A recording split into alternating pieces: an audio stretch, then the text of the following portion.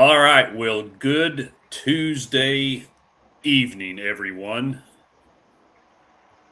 It is officially football season.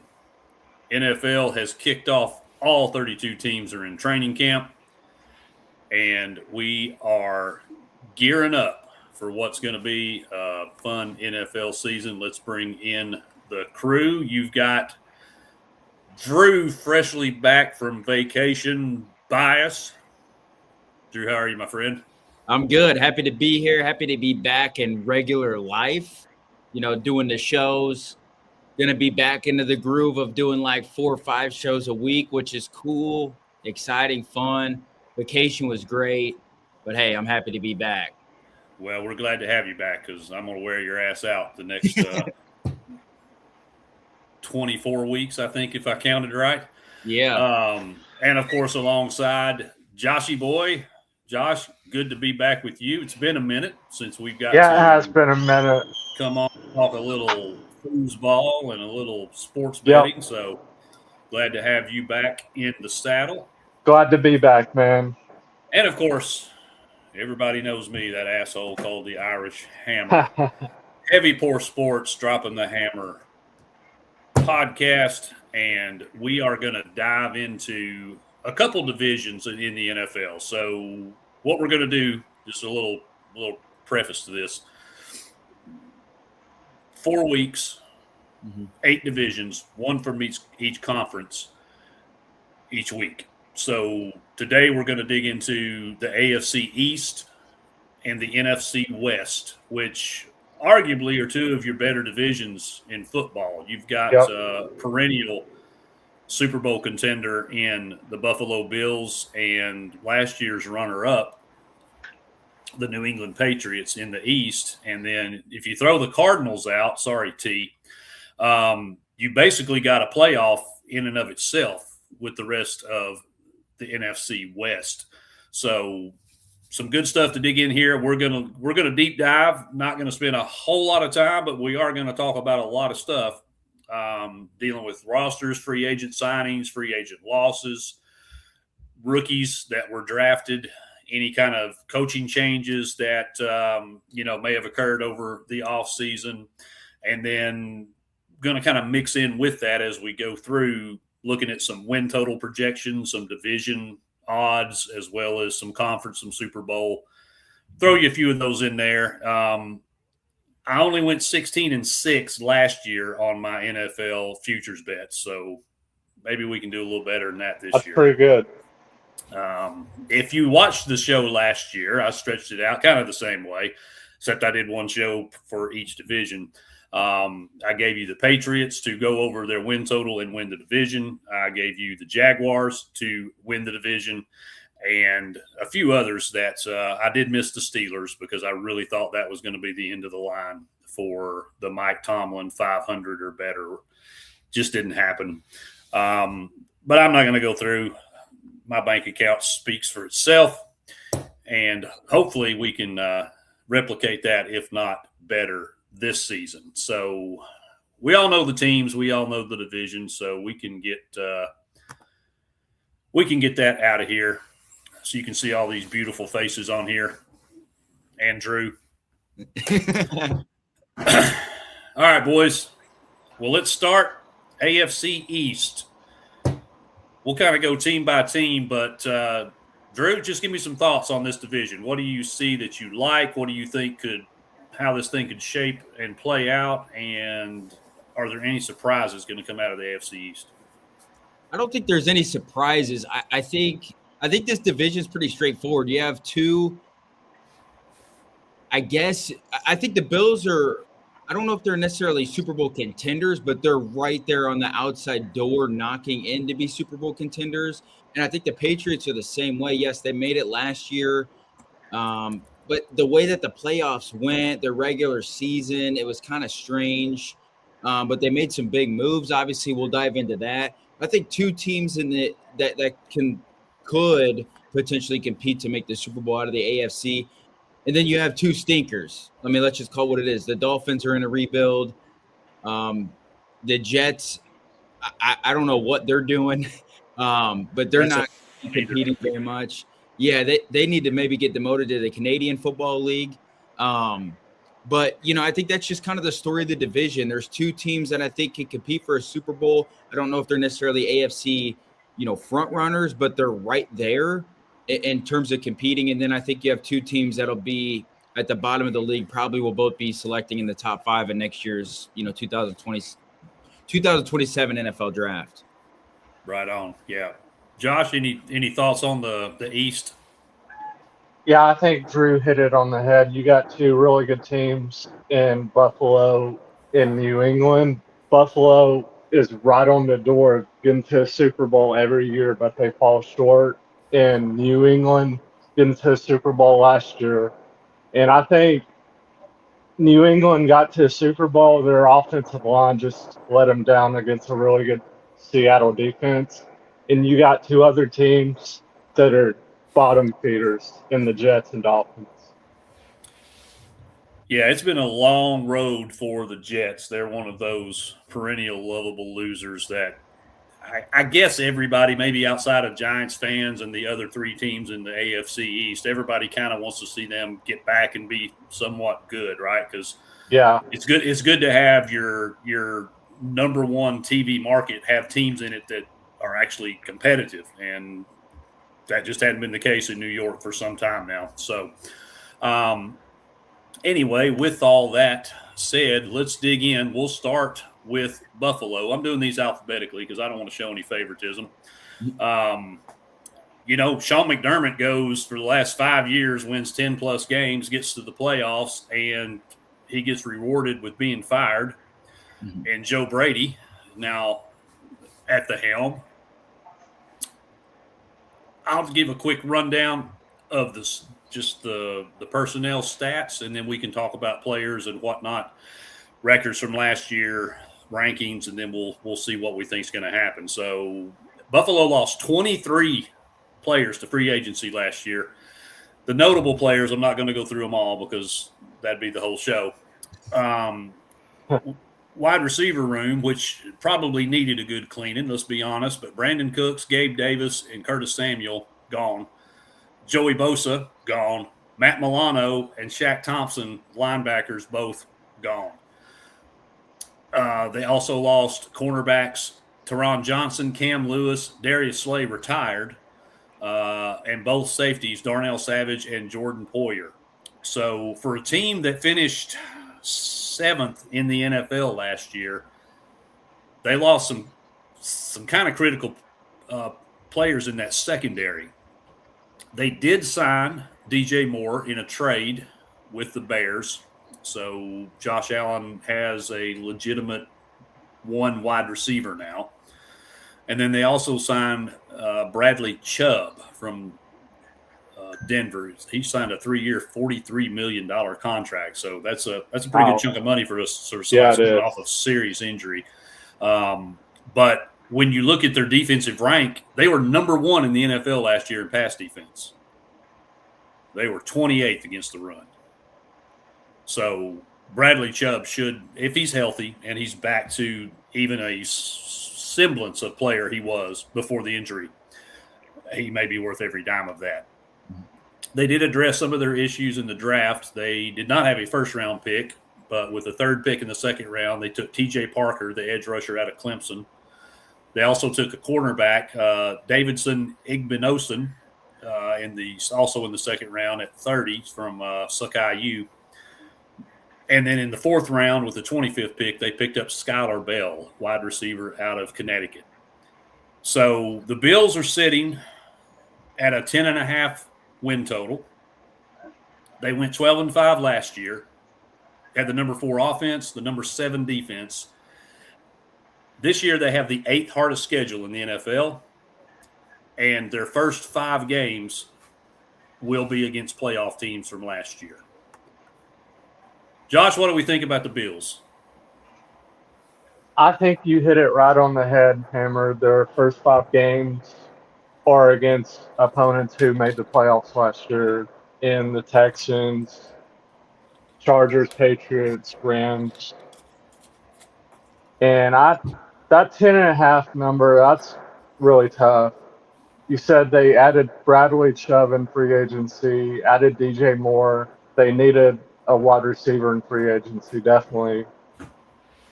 If I'm looking to play over or under, I would probably play under that 10.5. Okay, yeah, that would come in at plus Yeah. money. They are favored. And that really surprised me that Buffalo fired Sean McDermott after back-to-back winning seasons. Yeah, I mean, Yeah, I guess they figured the wall that he couldn't get over, that maybe Joe Brady can bust through. yeah, And really, last year this was the season for Josh Allen. You didn't have Mahomes, you didn't have Lamar, you didn't have Burrow.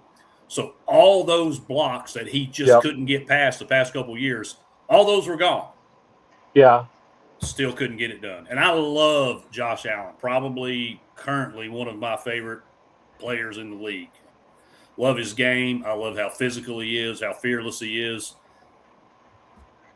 But, man, it was all in front of them last year, and they just absolutely could not salt it away. So, do we have a rinse and repeat this year, Drew, or do you think we're going to see regression with the new head coach? That's always something I look at. New coach, new quarterback, it's usually not something I'm willing to jump on board with. Mm. Or do you think they can bust through, finally get the monkey off their back, and at least get to the Super Bowl? I don't. I think we're actually going to see about the same Buffalo Bills that we've seen.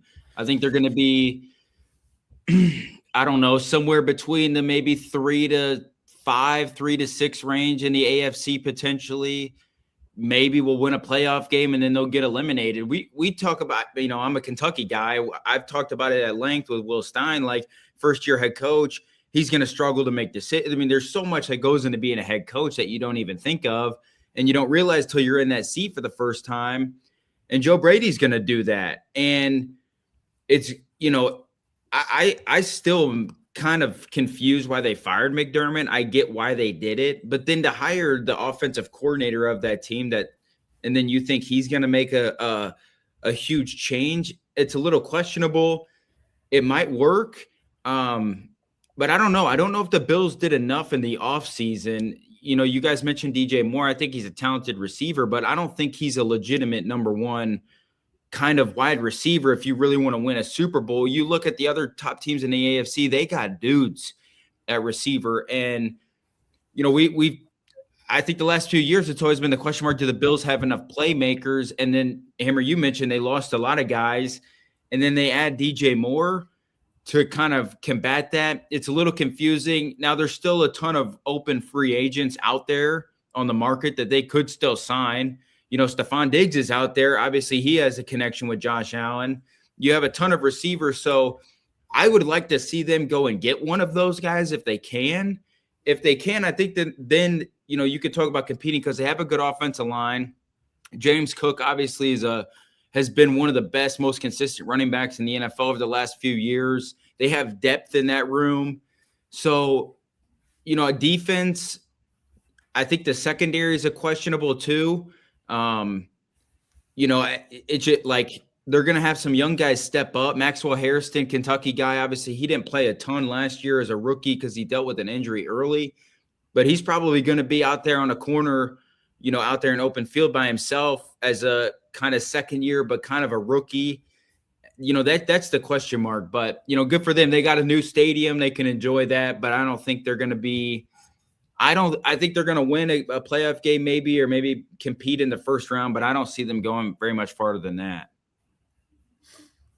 Okay, so nobody's jumping in line to bet on the Bills to win the Super Bowl in this group, I take it. So I don't think so. So right now the line is 10.5, over is minus 120, under is plus money, plus 100.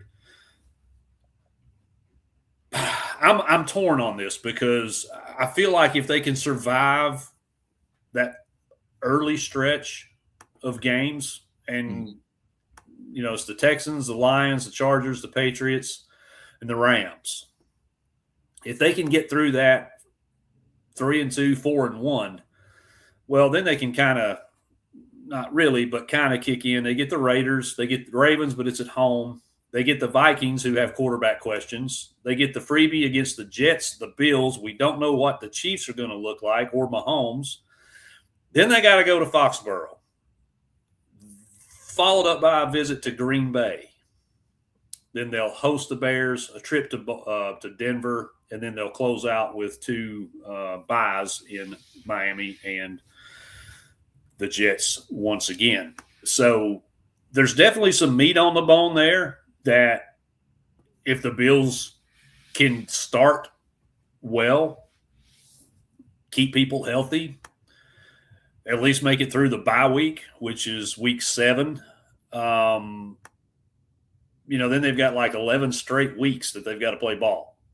So I think that first part of the schedule is going to be critical. A lot of people, when this line first came out, this was all the way up to minus 145 on the over. And it's consistently been brought down. I'm kind of on the fence. I think it's going to fall right at that 10 or 11 win mark, and I think it's going to hinge on 100% what happens by the time we get to week 4 when they have to play the Patriots. Because they get the Pats at home, then they have to fly all the way to L.A. and take on the Rams in SoFi, and not many people walk out of there successful. So, probably going to stay off this one, but if I had to go, I'd probably be with you guys. I think this is probably an under, but man, it's right on the cusp. It is. Health of Josh Allen will tell all, and if we get through the first 5 weeks, and if they blow through that first 5 weeks, then I will jump on them for Super Bowl right there, because they will have beaten some of the most elite teams that they will face at any point in this season, postseason or regular. So. All right, very good. All right, so next we will move on to, just because it's alphabetical, this shouldn't take long, the Miami Dolphins. Well, we talked about a rebuild, or Drew, you mentioned rebuild, possibly the understatement of the show. They lost 30 players to free agency. The most notable, of course, quarterback Tua Tagovailoa off to Atlanta. So the Tua era comes to a close, and we'll see if Malik Willis is worth the $68 million they're going to pay him. They also lose running back Alexander Madison, fullback Alec Ingold. I want to come back to him. Of course, Tyreek Hill, gone. Jalen Waddle, gone. Cedric Wilson, Vol for life, gone.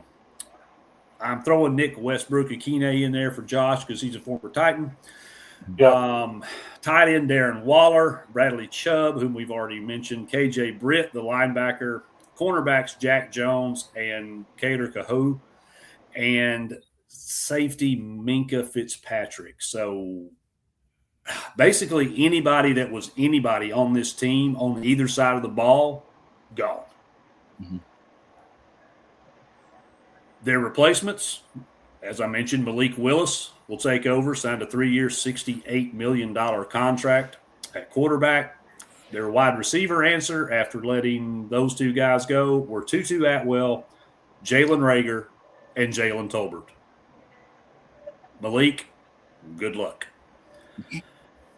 In their draft, they had a couple of first-round picks. With the 12th pick, they took Caden Proctor, the tackle from Gump U. With the 27th pick, they picked Chris Johnson, not that Chris Johnson, cornerback out of San Diego State.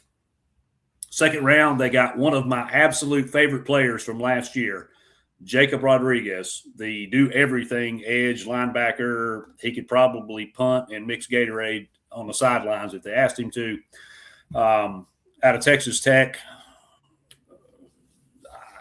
They got first-round talent at the 11th pick in the second round. I'm just going to tell you, this kid is phenomenal. Third round, they did get a wide receiver in Caleb Douglas out of TTU. They also got Chris Bell in the the third round from Louisville.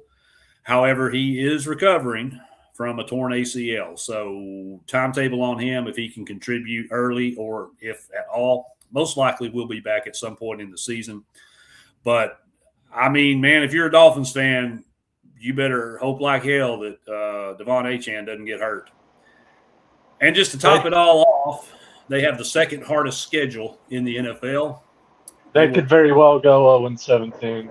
They will play 10 playoff teams from their schedule. And, of course, 2 in their division they play twice. So, you know, Rando's a big Dolphins fan. Well, actually, no, he switched, didn't he? He switched to the Bills now. He's a Bills fan now. Wow. I forgot. So, doesn't matter anyway. Dolphins got to be in the conversation for the worst record in football, right? And there's part of me, though, that thinks, would the Dolphins go out and spend almost $70 million on a quarterback just to tank to draft a quarterback in this draft, which I know is loaded? That's kind of what I'm thinking. I don't know, man. I don't know if they're on full sale tank like everybody thinks they are. And that's not to say it will make any difference. It may be a win or two different from where their win total is sitting at 4.5. But offense last year, even with Achane and with Waddle, they were 26th in the league. Defensively, they were 22nd. So what they had was terrible. What they brought in has not been great. And while they did get a couple dudes in the draft, first-year quarterback, first-year starting quarterback, he's been in the league a while, didn't pan out very well in Tennessee. With the Titans, showed some life in Green Bay. Now the Dolphins are willing to throw the dice on him. Drew, is there any hope for the Dolphins to win 5 games? I think 5's probably a stretch. I think Rando's in for a long football season as a Dolphins fan until he switches to the Bills. But yeah, I just think I'm also very skeptical about the Hafley hire. Like, I don't understand that. I know he did a decent job with the Packers, but like, we just saw him as a head coach at Boston College a couple years ago, and I think he was 22 and 26. So I don't understand that. They signed Willis to a decent contract, but it's like, I don't know, everything that the Miami's doing, it just seems like everybody's in like a renting spot. Like, nobody's there for the future. So I don't know. And by quarterback standards, 3 years, $68 million, not that much money, right? That's only about $23 million a year. Yeah. So by quarterback standards, they got him off the clearance rack. Yeah. And they're not really tied up to any players now with losing Tyreek and some of the other guys you mentioned. So I don't know. Like, I guess the question really is like, can Miami not be like what the Jets are, where the Jets have been in this hole for like 15 years of completely non-competitiveness? Can they kind of go backward? I mean, I guess Miami kind of has been there, but they had a couple years where they were competitive early in the Tyreek, when they signed Tyreek too. It had a couple decent years. They had some pieces, but can Miami go backwards for like 2 to 3 years, get a ton of great draft picks? Can they save enough cap money where then they can get kind of aggressive in free agency, and then can they work themselves back? I think that's the biggest question. In terms of this year, I don't think Miami has any chance of anything at all. And Hammer, we've talked about it. I think the 2 worst teams in the league, and we'll get on them, is T-Step's Arizona Cardinals and Rando's Miami Dolphins. So yeah, I don't think there's any hope down there in Miami, but you never know in the NFL. Things can change fast. All it takes is one great draft selection, and the next thing you know, you're off and running. So no hope this year, but you never know about the future for the Dolphins. Okay. Josh, your thoughts on the dumpster fire that is Miami? Miami has no shot in hell to do anything this season without win total. Yeah, 4.5. Sorry, Rendo, but I like what they did with signing Malik Willis. Like you said, Hammer, Drew, that was a pretty cheap contract. Mm-hmm. But Miami is very thin at wide receiver after losing Tyreek Hill and Jalen Waddle. Their offensive line has struggled the past few seasons. can they get consistent offensive line play this season? That's going to be a big challenge. And I like what they have at running back with Devon Achane. And their defense has usually been pretty good. Not last season. It got ate up a lot. But Miami, they kind of remind me of the New York Jets, where they make bad decision after bad decision in the draft and free agency, you know? Well, Mike McDaniel was their coach for how long was he there? 5 years? Yeah, 5 seasons. 4 years too long. Oh, 4. Because he's a damn idiot. Mm-hmm. Yeah. So they start there. That tells me the majority of what I need to know about how Miami runs their organization, which is sad because it's a historic, franchise and with some just legendary players that have come through there. To see it, what it's reduced itself to. But so 4.5's the line, boys. What do you think? Josh, can they win 5 games? No. Under, they'll be lucky to win 3 games. Drew, what are your thoughts? Can they win 5? I agree. I think definitely under 5. I don't know, maybe 2, 3, 4 games. We'll see there. Well, there's no way I can back Miami at all. In fact, if you want to look at DraftKings has a fewest regular season wins prop. The Dolphins have the second shortest odds at plus 350 to have the worst record in the NFL. And I'm going to go ahead and give it to you right now. I don't care what the spread is. I don't care what the line is. The Raiders will beat the Dolphins week 1 and cover in Vegas. This team is terrible. The only hope they have is Malik Willis's legs, because a mobile quarterback at least gives you another element and another dimension that defenses have to worry about. And I don't know if there's enough game film on him from Tennessee and from Green Bay to where teams can really put together. Now, these are NFL defensive coordinators, so I'm not saying that, it's going to be like, Tim Tebow running through college teams or anything. But when you have a mobile quarterback, you've got a little bit of a chance against anybody because they can just create. You can extend plays. You have to account for them. It's really tough to all-out blitz them, and you can't really play deep cover because he'll take off and run. So there's all kinds of ways that Malik Willis's legs can hurt other teams. The problem is, as Josh brought up, they were only 13 with Devon Achane. They were still only 13th in the league in rushing. I think they'll probably be a little better than that, but I don't think it's going to be world beaters. So with all that said, yeah, I cannot back. I think they're a 3-win team. And if anybody critical, such as Achane or Willis, goes down, Josh, your 0-17 would be in play, my friend. It definitely would. They cannot win games without Devon Achane. Absolutely cannot, because these wide receivers are god-awful. I'm sorry. They're terrible. They're not going to win anything. I don't care who the quarterback is. Well, Hammer, I think we'll see a lot from offense. They'll probably just run a ton of read options and different things like that. They'll probably run a kind of what we see in like some college offenses, like the just read options and quick dump offs and screens and those things. And I'm guessing if you're Miami, you're hoping that obviously completely different players, but you're probably hoping that Malik Willis is like the next version of Sam Darnold, who was drafted high, didn't succeed early in his career, had to go sit for a year or two, and then gets another opportunity, and boom, he goes and he's off and running and can be a franchise level quarterback. Obviously, we saw Darnold win a Super Bowl last year. So I think that's Miami's goal with the, Malik Willis signing, but I don't know if they're going to get that. And yeah, he's got to stay healthy. Achane's got to stay healthy. If not, I'm not even going to watch a Dolphins game because that would pain my eyes. I think it violates the Geneva Convention Yes. It's cruel and Yeah. unusual punishment to have to watch that dumpster fire. Yeah, the only thing, though, is Darnold got to sit under Kevin O'Connell's tutelage, and That's true. that stuck with him when he went to Seattle. Unfortunately, Malik ain't got nobody down there in Miami. So, pardon my hillbilly.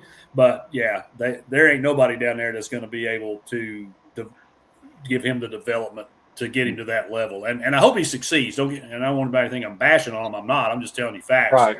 This team sucks, okay? I hope that Malik has a good season. I love Achane. I think he's a great talent. But there's no way in hell I'm betting this team to win 5 games.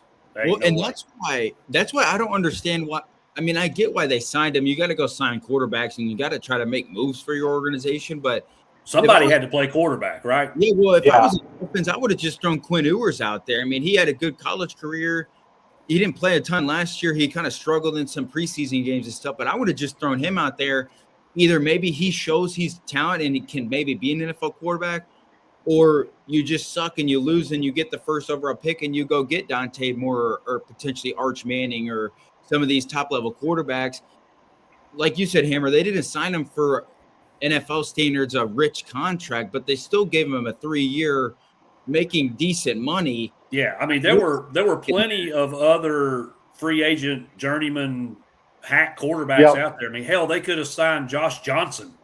87-year-old Josh Johnson was available. Yeah, for the NFL team. Yeah, I mean, so they could have threw league minimum or $7-8 million at one of these has-been quarterbacks, and they didn't. They invested almost $70 million in Malik Willis. So that's why I don't necessarily think they're in tank mode. I think they're in let's see if Malik can keep developing. Obviously, the relationship with the Packers. But it's not going to work this year. It's just not. Josh, go ahead. I'm sorry.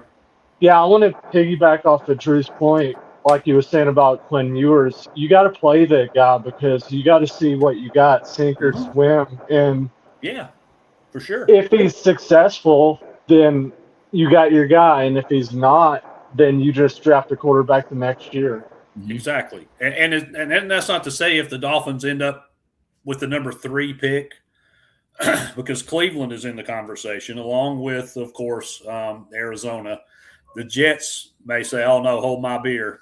We're going to be in the hunt too." So even if they're top 5, that's not to say they still won't draft a quarterback, because it is a short-term investment with Willis. And maybe they catch lightning in a bottle and he goes out there, they win 6-7 games.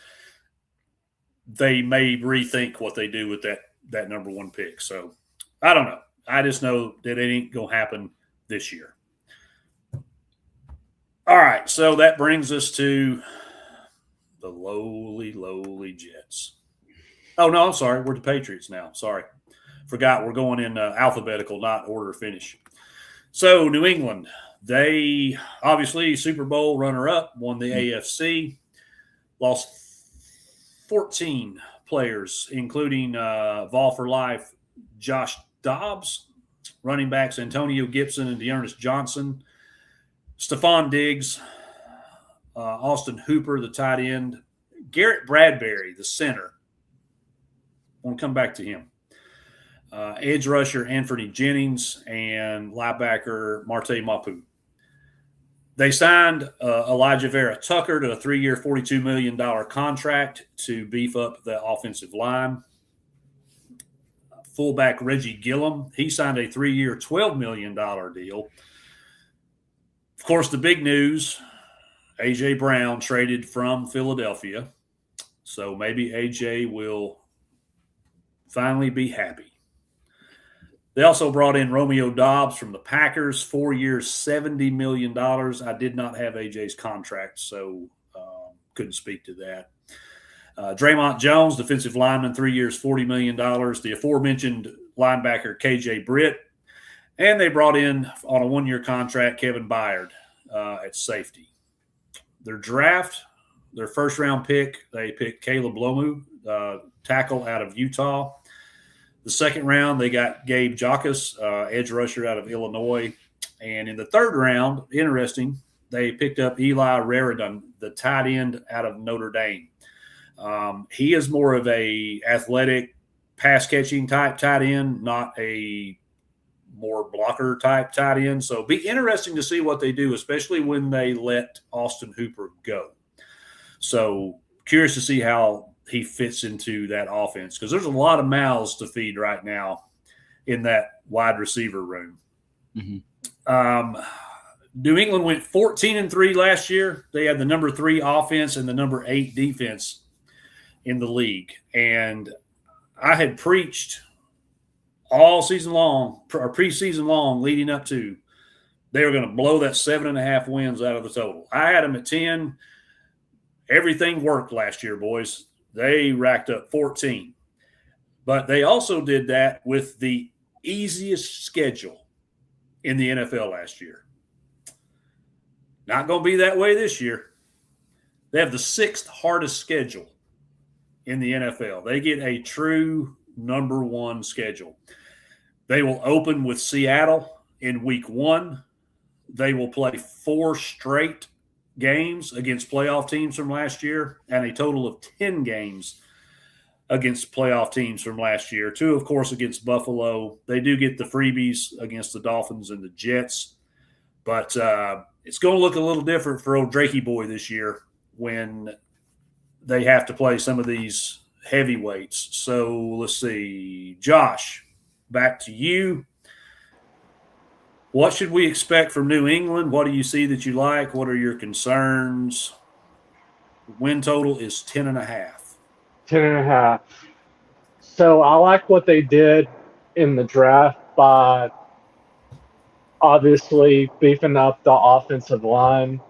And my concern is for the Patriots, like, defense is always going to be the bread and butter with Vrabel, you know? Sure. And my biggest concern is, again, this season, that the offensive line is going to be the weak spot. Because who this offseason did they bring back, Hammer, from the offensive line? Well, everybody's back, I believe. Give me a second, and I will tell Okay. you. I got it here somewhere. I got like 72 tabs open, so Drew, sing a song or something. I'll bear with you. Yeah.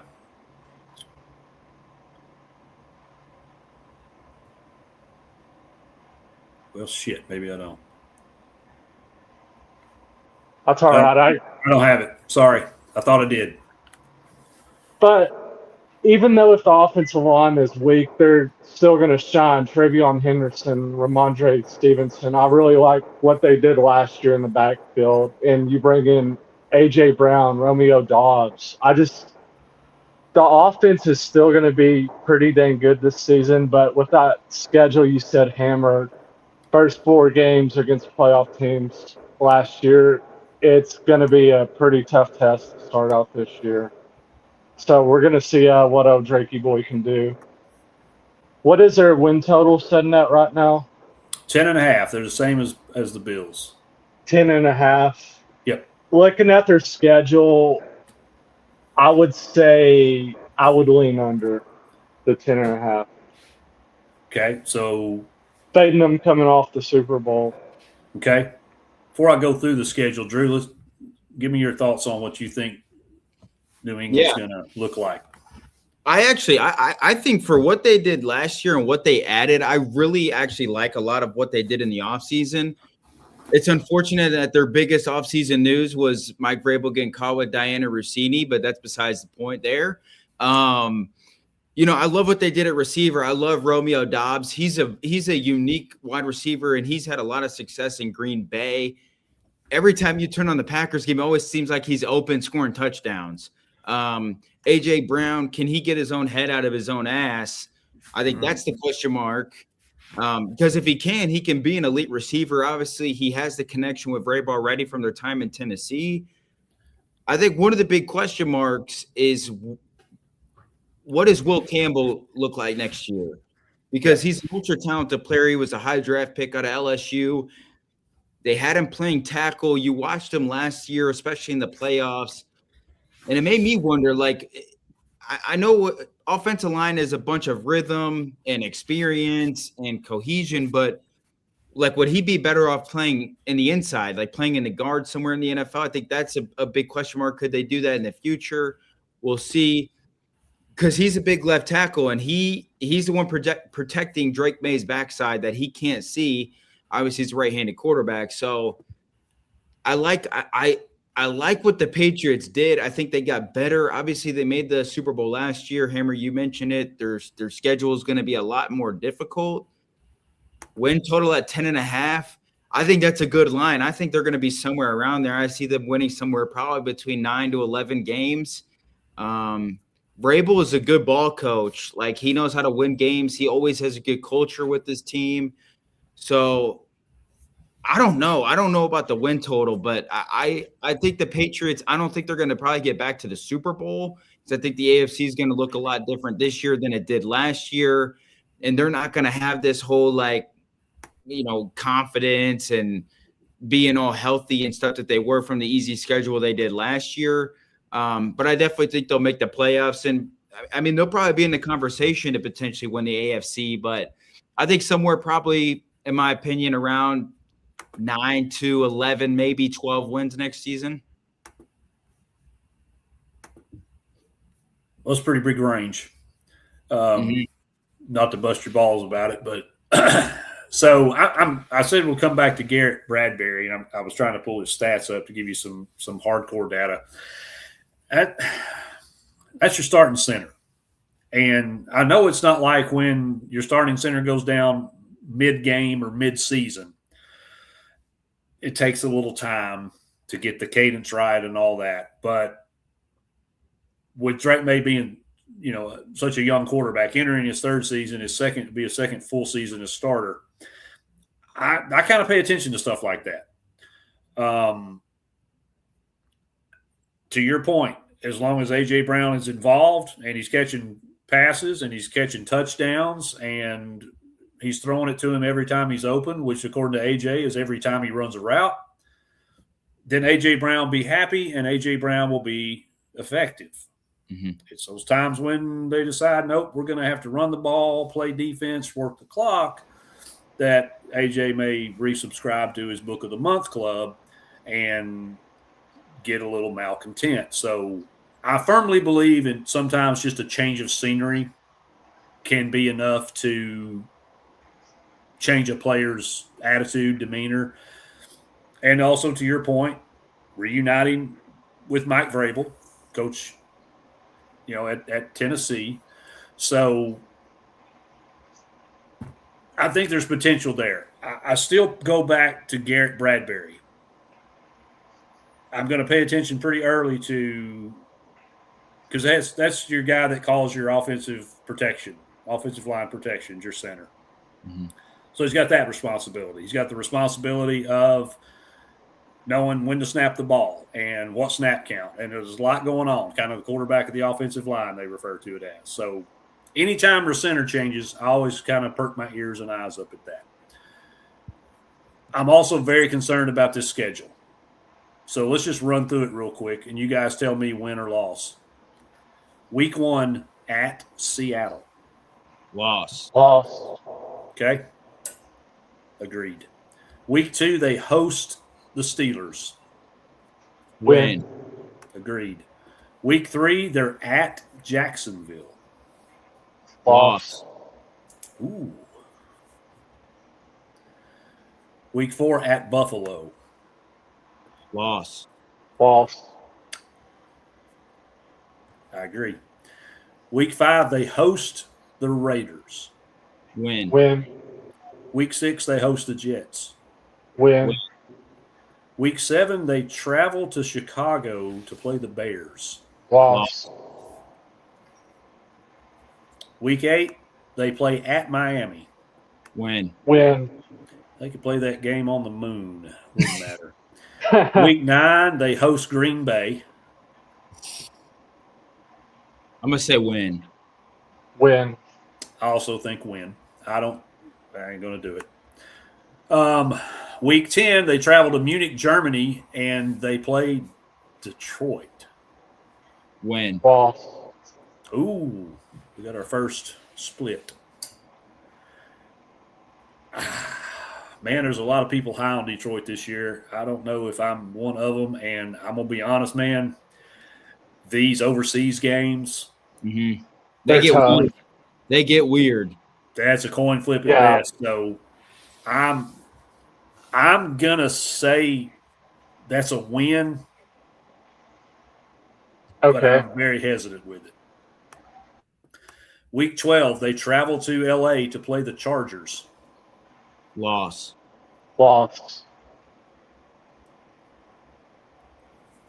Week 13, they host the Bills. That will be on December 6th. So it's cold. It could be snowing, but it ain't Antarctica weather. I'm gonna give them the split win. Yeah, I'll give them the win. I agree. I think they split at home, or maybe they win on each other's field. But I don't think either team is sweeping. So yeah, I agree.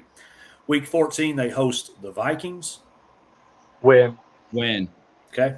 Week 15, they play at Kansas City. Loss. Week 16, they play at the Jets. Win. Week 17, they host the Broncos. I'm going to say loss. That's a tough one because you don't know who's going to sit out and who's clinched already. I'm going to give them the win. Okay. I am only because it's at home, and Bo Nix will probably be hurt by then. And then week 18, they host Miami. Win.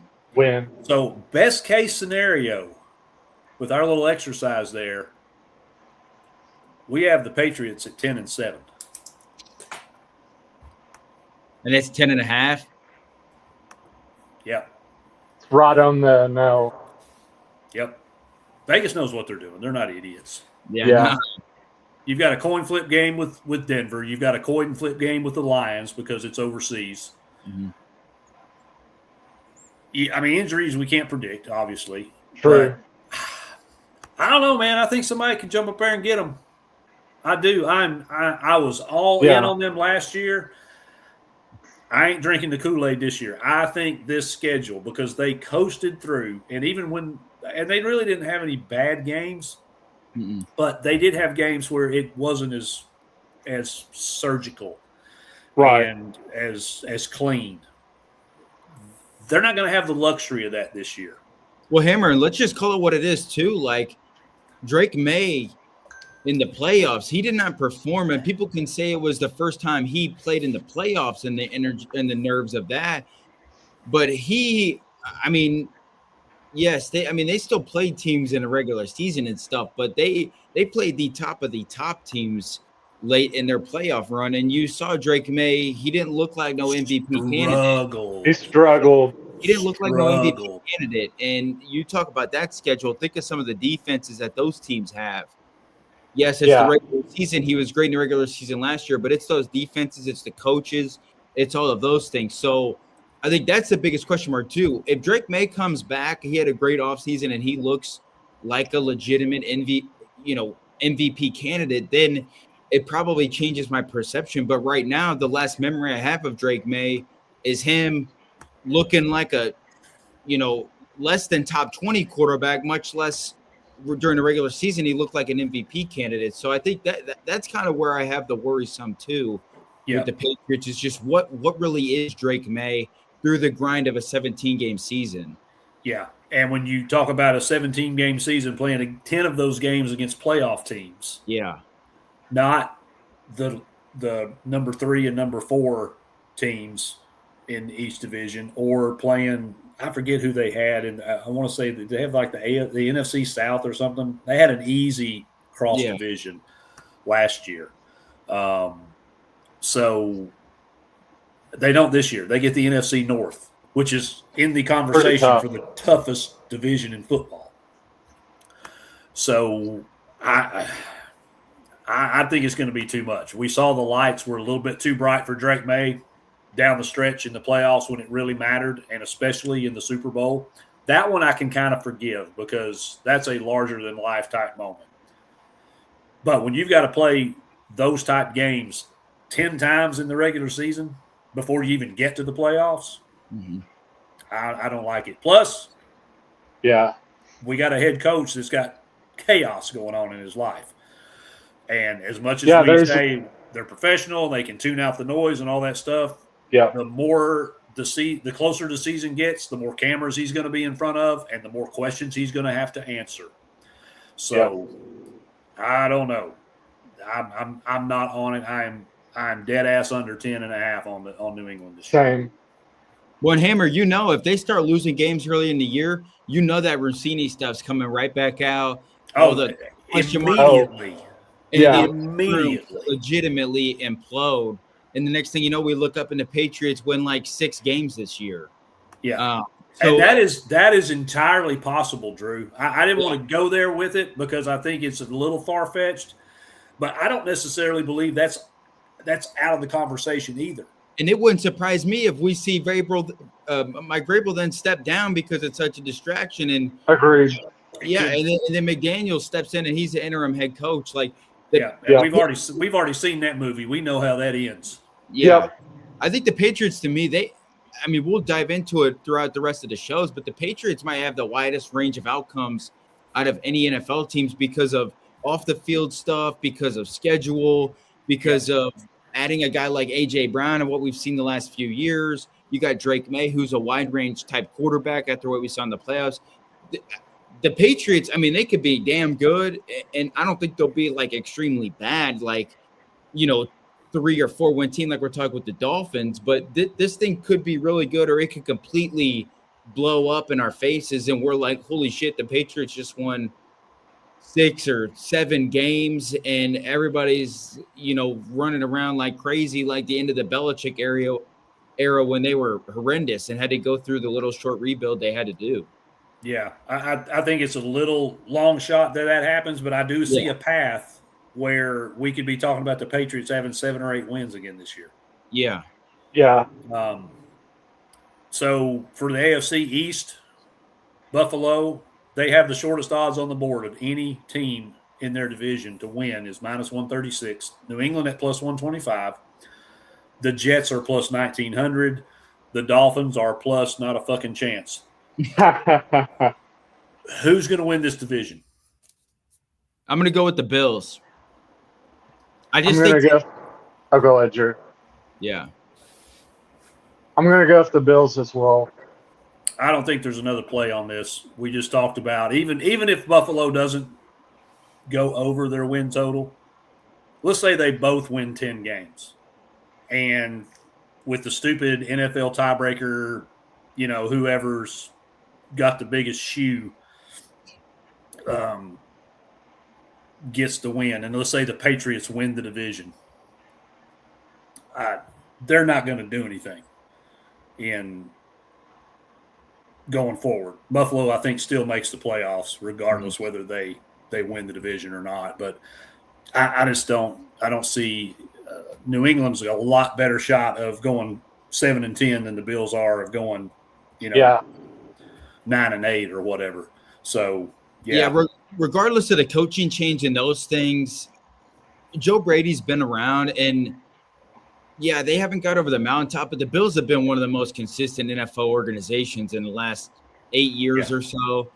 I don't see a coaching change making that big of a move. Yeah, they lost some free agents, but it's still the Buffalo Bills. You kind of give them the benefit of the doubt until proven otherwise. The juice is going to be there for the Bills this year too with that new stadium. And, it just seems like the Bills have a least amount of chance for things to implode.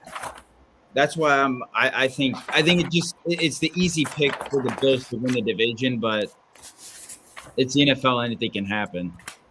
Yeah. The NFL stands for not for long. Yeah. When you think you've got things figured out. So, agreed. I think it's Buffalo or nothing for me on a division winner. And as long as Josh Allen's healthy and on the field, I don't care who the coach is. They're -150 on my book. They've got a shot. Oh, I got them at -135 on DraftKings. FanDuel didn't have the division winners up. But minus 150 on Caesars. gotcha. All right, so it's somewhere in that minus 140 range. So you're gonna pay a little bit, but there's not another team out there I'm willing to put American money on to win that division. I mean, Rando, you'll have Kentucky at 11-1 by the time the season starts. Maybe go ahead and drop that $10 on that plus 4,000 on the Dolphins. And he's going to say Will Stone's going to be the next Kurt Signetti. Yeah. So, all right. So let's move on. The NFC West. Of course, our Super Bowl champion came out of this division. You forgot the Jets. No, I didn't. Fuck them. Oh, Yeah. Okay. I knew what he was doing with that one. Do we need to talk about them? No, they're trading. They lost 17 free agents, most notably Justin Fields, Tyrod Taylor, so their entire quarterback room's gone. They lost Khalil Herbert, the aforementioned Elijah Vera Tucker, their guard. They lost edge rusher Jermaine Johnson, linebacker Quincy Williams, cornerback Isaiah Oliver, and safety Tony Adams. So they lost a lot of starting experience off that team. They signed Geno Smith in a trade with Las Vegas. They did trade for Tavondre Sweat. Josh, I know you're not happy about that because he was pretty well loved in Tennessee. They did make that trade, so they do have some more beef on the defensive line. They brought in Demario Davis and traded for Minkah Fitzpatrick, who, I mean, they're still good players. I think On the back end. they're on the backside of their career, especially Minkah. He has not had a couple good seasons the past few years. Demario Davis is still a player. He's just getting a little older. Their draft, I love their draft. They drafted David Bailey with the second pick, won that bet. Edge rusher out of TTU. The guy is an absolute game wrecker. Also in the first round, they took Kenyon Sadiq, the tight end out of Oregon. Phenomenal player. That guy, once they actually get a quarterback, that's a really good deal. That's capable of throwing a forward pass to somebody in the same color shirt as him, he's going to be great. And then finally in the first round, they had three. They took Omar Cooper, wide receiver out of Indiana. They turned right around in the second round, picked up D'Angelo Pons, the cornerback from Indiana. And I think it's worth mentioning. I usually don't go with these 4th, 5th, 6th round guys because typically a lot of those dudes don't even make the roster. But this one's interesting. In the 4th round, they took Cade Klubnik, the quarterback out of Clemson. I don't know how much his parents are going to be on TV in New York, but we'll have a counter going all season to see. They play the 12th hardest schedule in the NFL, which I was surprised. I thought it would be a little easier than that considering how much ass they sucked last year. And they do play 9 games against playoff teams. Their win total sitting at 4.5. What do we think about the Jets? We don't spend a lot of time on it because I know what we all going to say. Yeah. I actually love what the Jets did in the draft. Like you mentioned, I thought they got some beasts.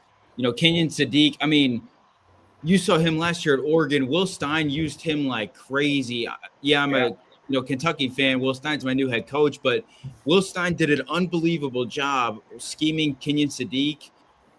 They had a ton of injuries at receiver. He just bought into fully, like Kenyon Sadiq's our guy on offense, and we're going. And it didn't really slow down Oregon's offense at all up until they played Indiana and things went south, like it did for everybody against Indiana. But he's a legitimate, like, I don't want to say the impact because he's one of the best of all time, but like when you watch him, you kind of think of like Travis Kelce in terms of how he runs routes and how smart he is as a player and kind of what he can be for a franchise. I think Sadiq is a legitimate, potentially like superstar tight end in the NFL. You mentioned it with David Bailey. dude's a monster on the edge. I think Omar Cooper is a really special type wide receiver too. Like he's super explosive, super fun to watch at Indiana last year.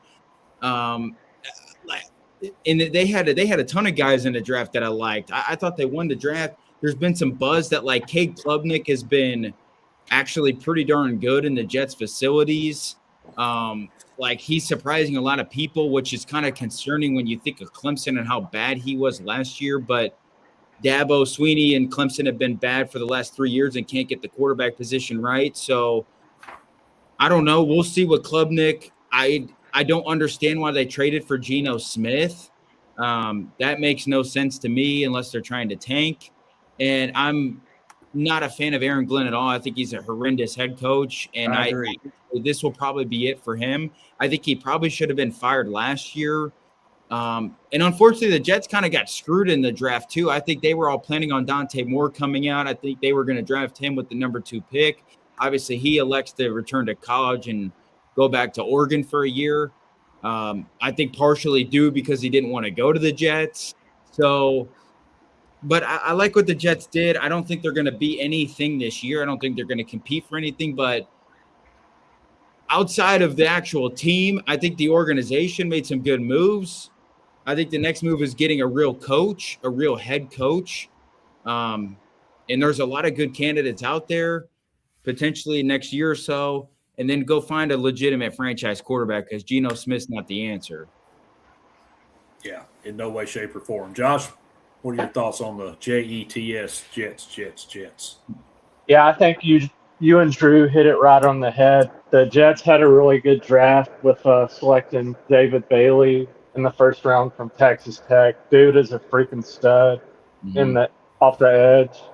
And Kenyon Sadiq, Drew hit it right on the head. He just made plays at Oregon. Will Stein did a really good job calling his number play after play with the injuries they had at the wide receiver position.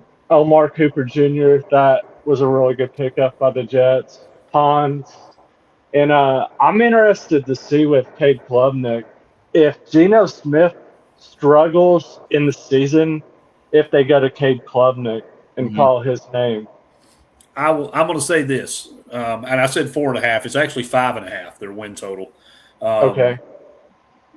If Geno can just be serviceable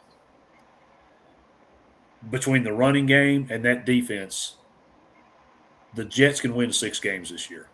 We didn't even touch on it, but Breece Hall, I mean, he's a dynamic, really good running back as well. A lot of people thought the Chiefs were going to trade for him, and they re-signed him to an extension. So, to me, the Jets aren't actually that far away in terms of being a decent team. You really look at it, and it's like, man, they have no quarterback. Their head coach sucks. They lost some pieces on the defense. Obviously, last year they traded Sauce Gardner. I mean, they could maybe compete for 6 wins. I don't know. It's going to be tough, but keep going, Hammer. Well, I think the schedule, they get the Titans week 1. Josh, I'm sorry.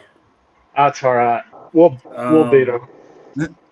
They get the Browns at home, and I think if I'm Cleveland, I won't get into it, but if I'm Cleveland, I am sending the worst quarterback I got on my roster, and they've got plenty to choose from out there every week, and I'm just going to get my ass kicked. Take one for the franchise, and then go get whatever quarterback I want next year. Because we'll get into it later. Yeah. But that is the only piece the Browns are missing. That team has talent on both sides of the ball. Yeah. They just haven't been able to figure out quarterback. Yeah. So, anyway, there's another win. Then they play the Dolphins at home. That's a win. They get the Raiders at home. That's a win. They go to Miami.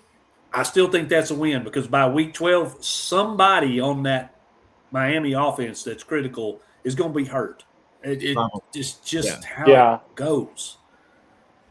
They play at Arizona, which we're getting ready to talk about. That's a win. They get the Vikings at home. That's the one. That's the coin flip. If they can win that game, if they can get those wins that I just talked about and get to that game, I think the Jets can win 6, maybe 7 games this year, even with that shitty quarterback.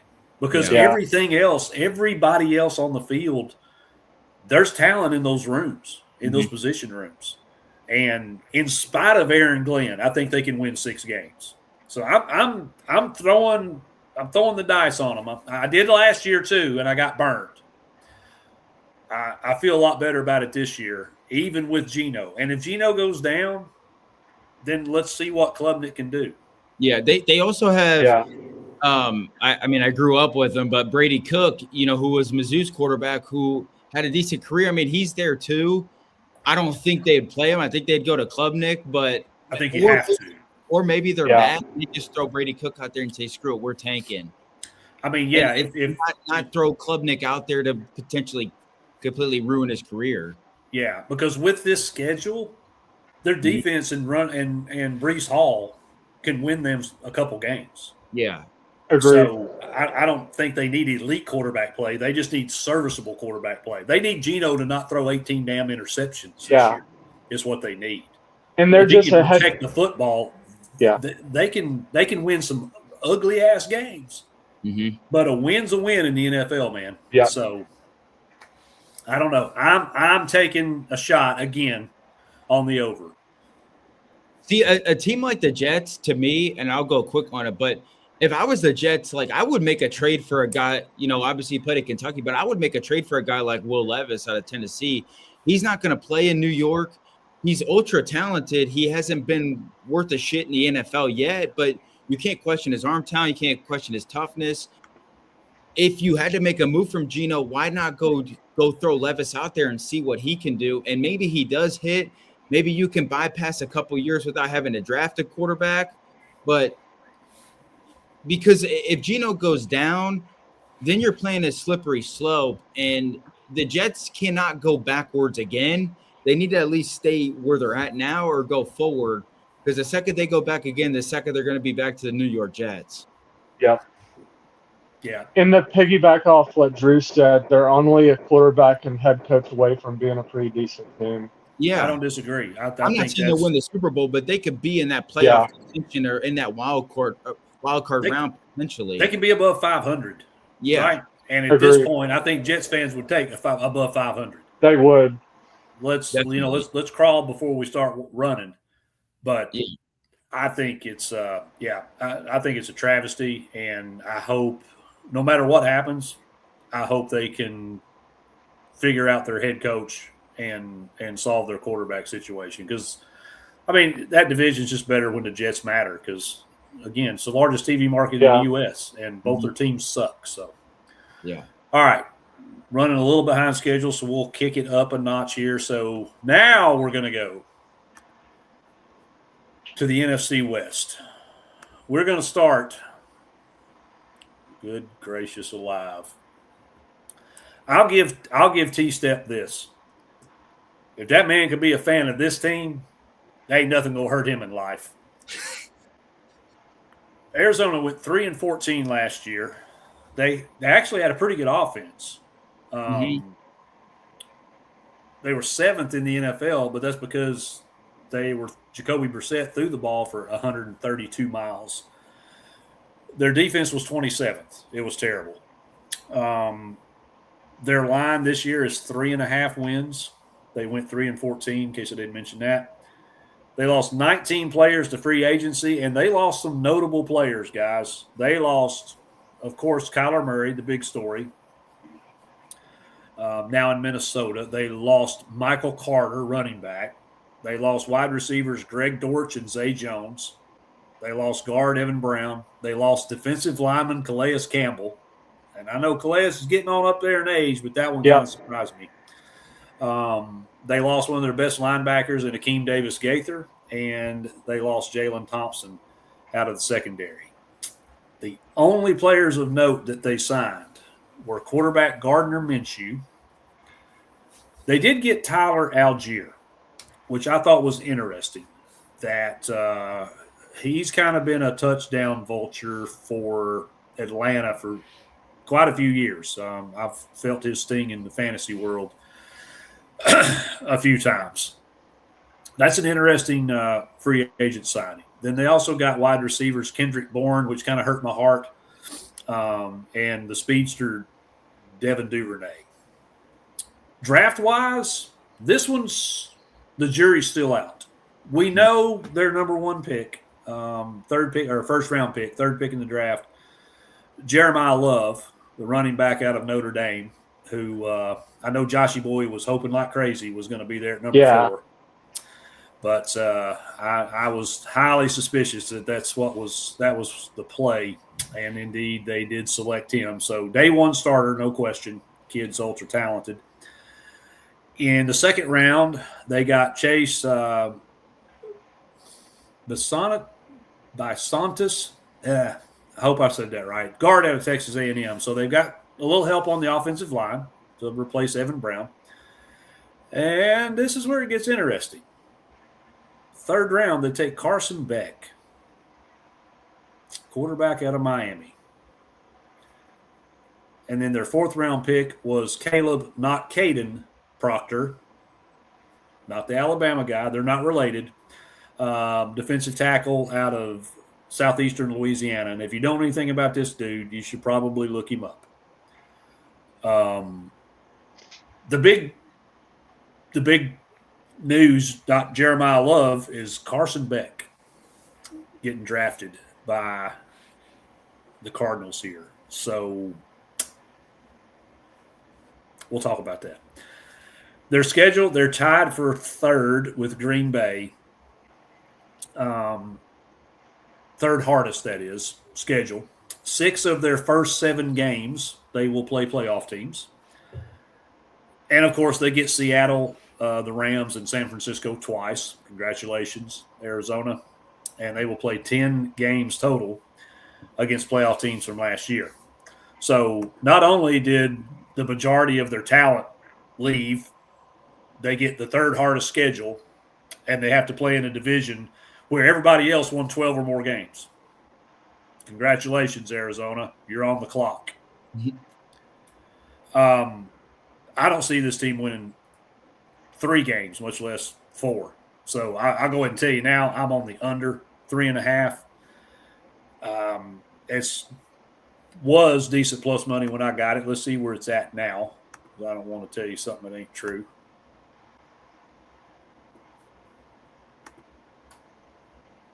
Plus 115. I got it at plus 125. So I don't see it.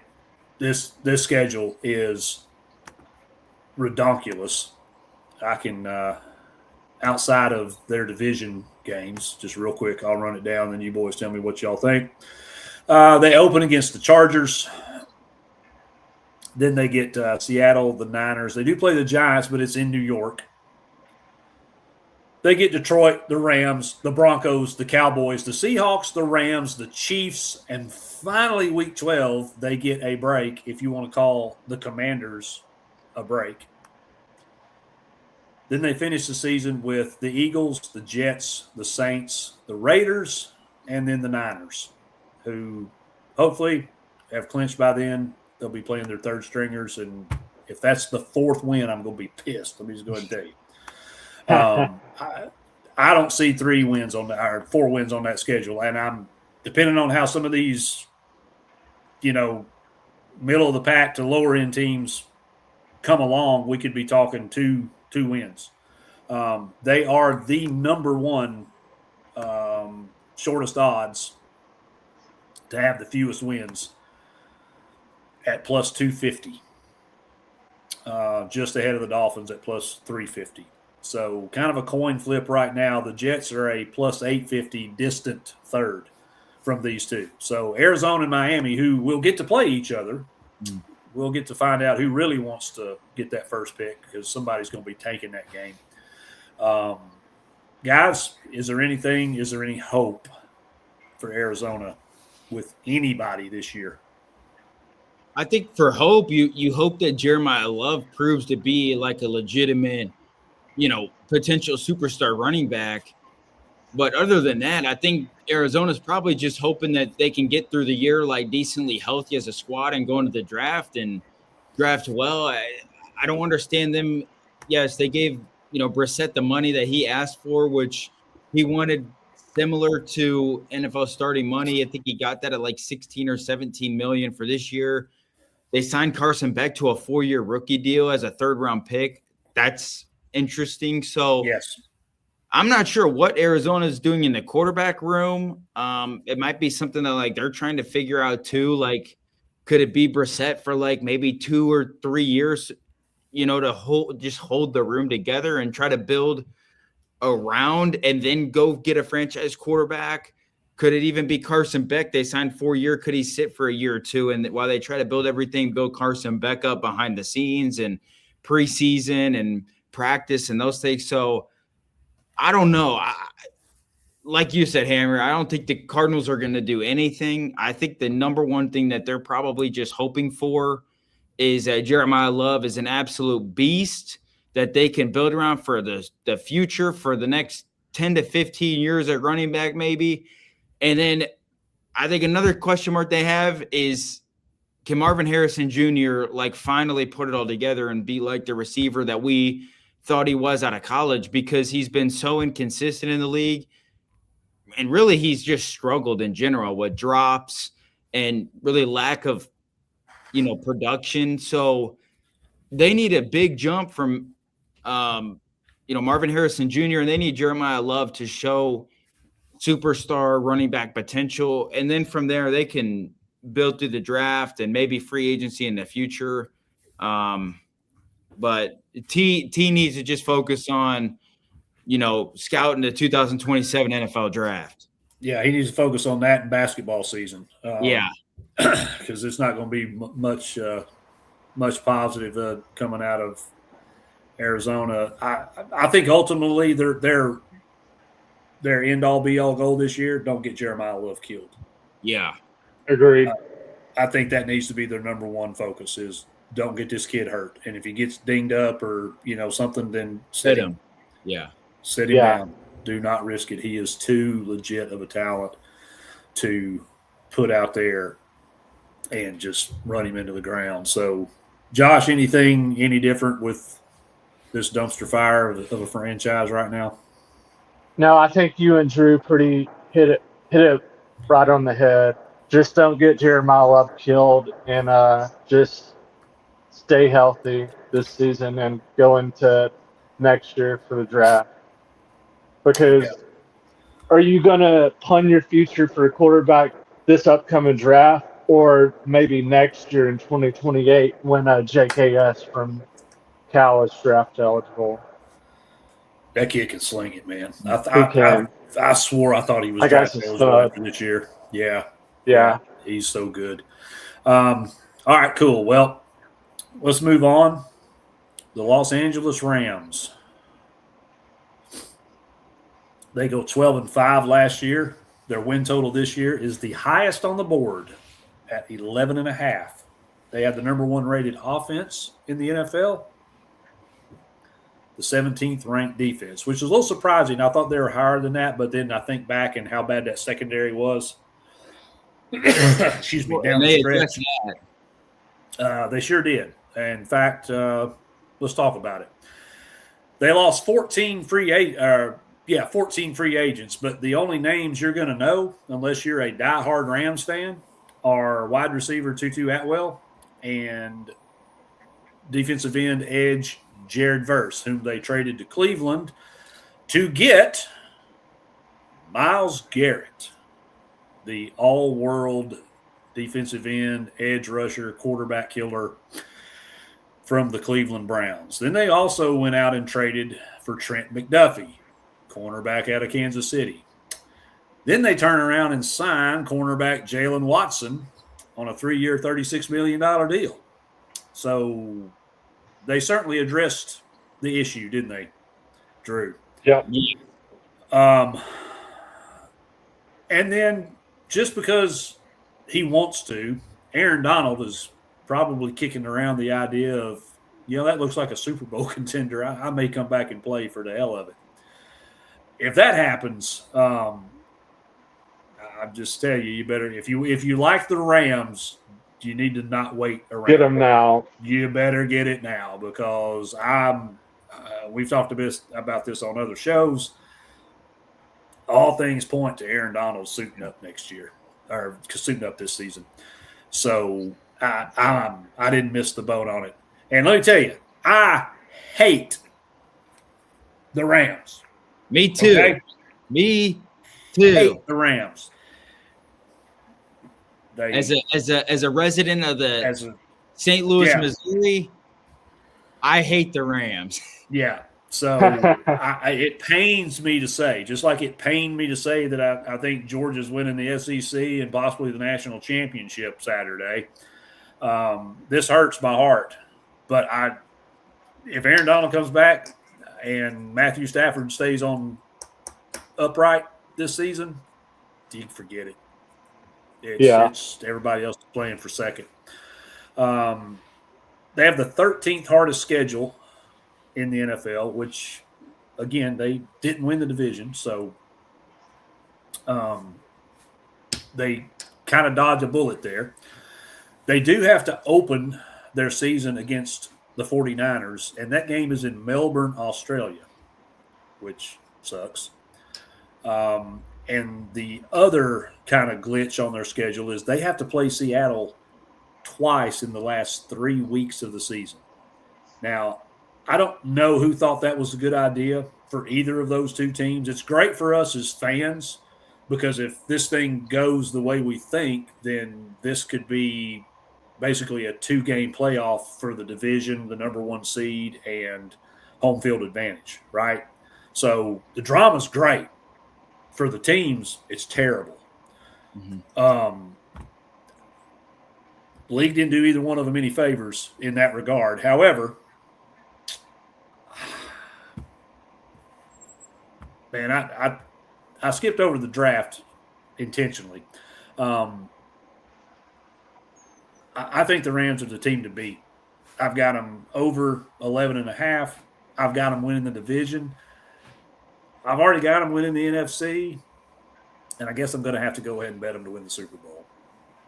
Because if they stay healthy, and I know that's the biggest if for every team, if they stay healthy, if Matthew Stafford is healthy, I don't know who beats them. Yeah.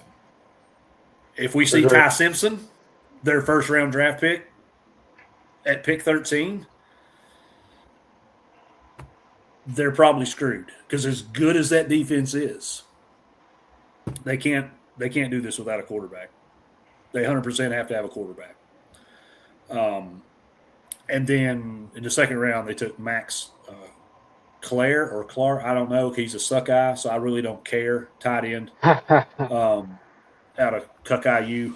But that's all I can say about this team, guys. I think it's the Rams to lose.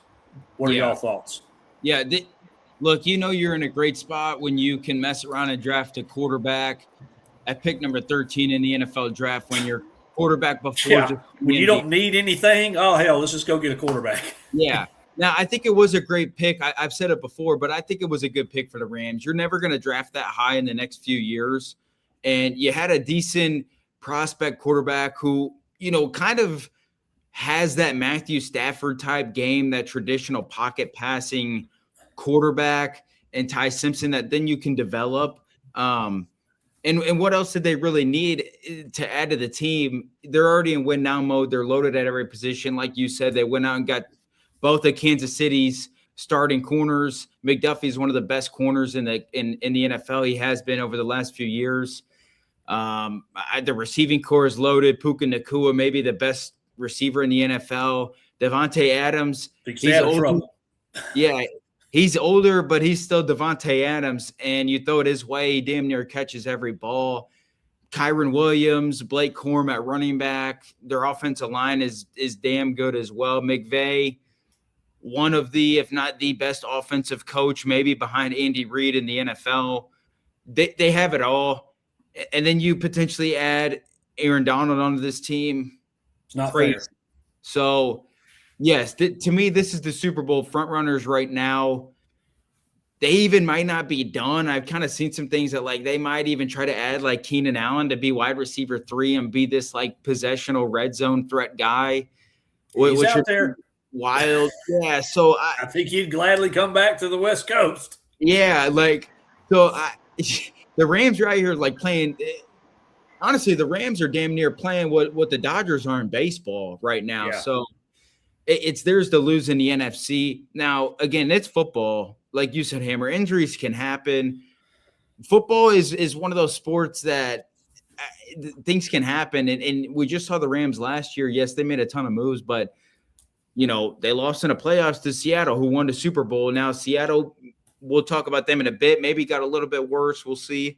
But to me, yeah, Rams are clearly head above heels, better than everybody to me on paper going into the year in the NFC and probably in the entire NFL. Yeah, and they were that close to beating Seattle. Yeah. So, yeah. Josh, what are your thoughts on this Rams team? I think it's the best front seven in football. Mm-hmm. Yeah, I agree. And I don't really think it's debatable.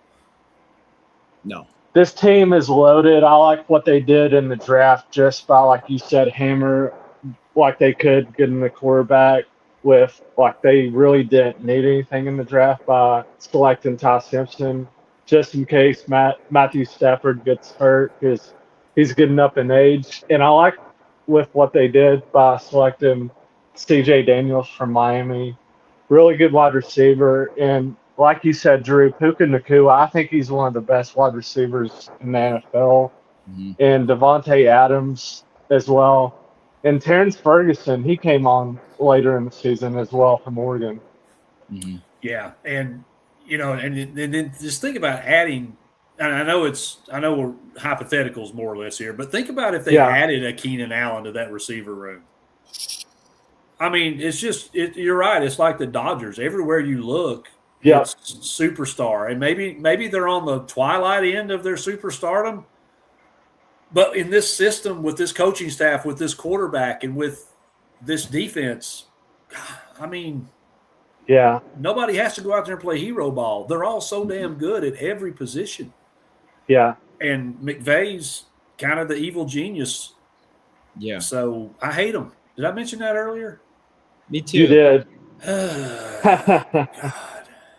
Anyway, so I think he's the second best play caller in the NFL behind Andy Reid. Yeah. I would agree. Yeah, I would agree. I still think Andy's on top, but McVay's, man, he's good, and it's hard to believe, man. He almost retired a couple of years ago, isn't it? Yeah, I think that he almost walked away.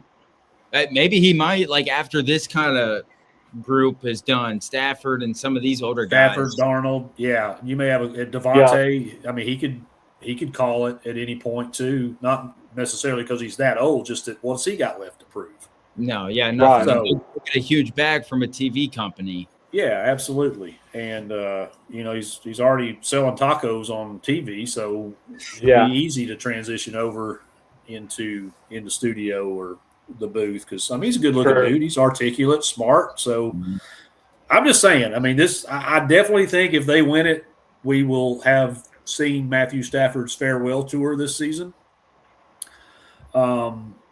Depending on how the season goes, if they don't, we still may be looking at Matthew Stafford's farewell tour.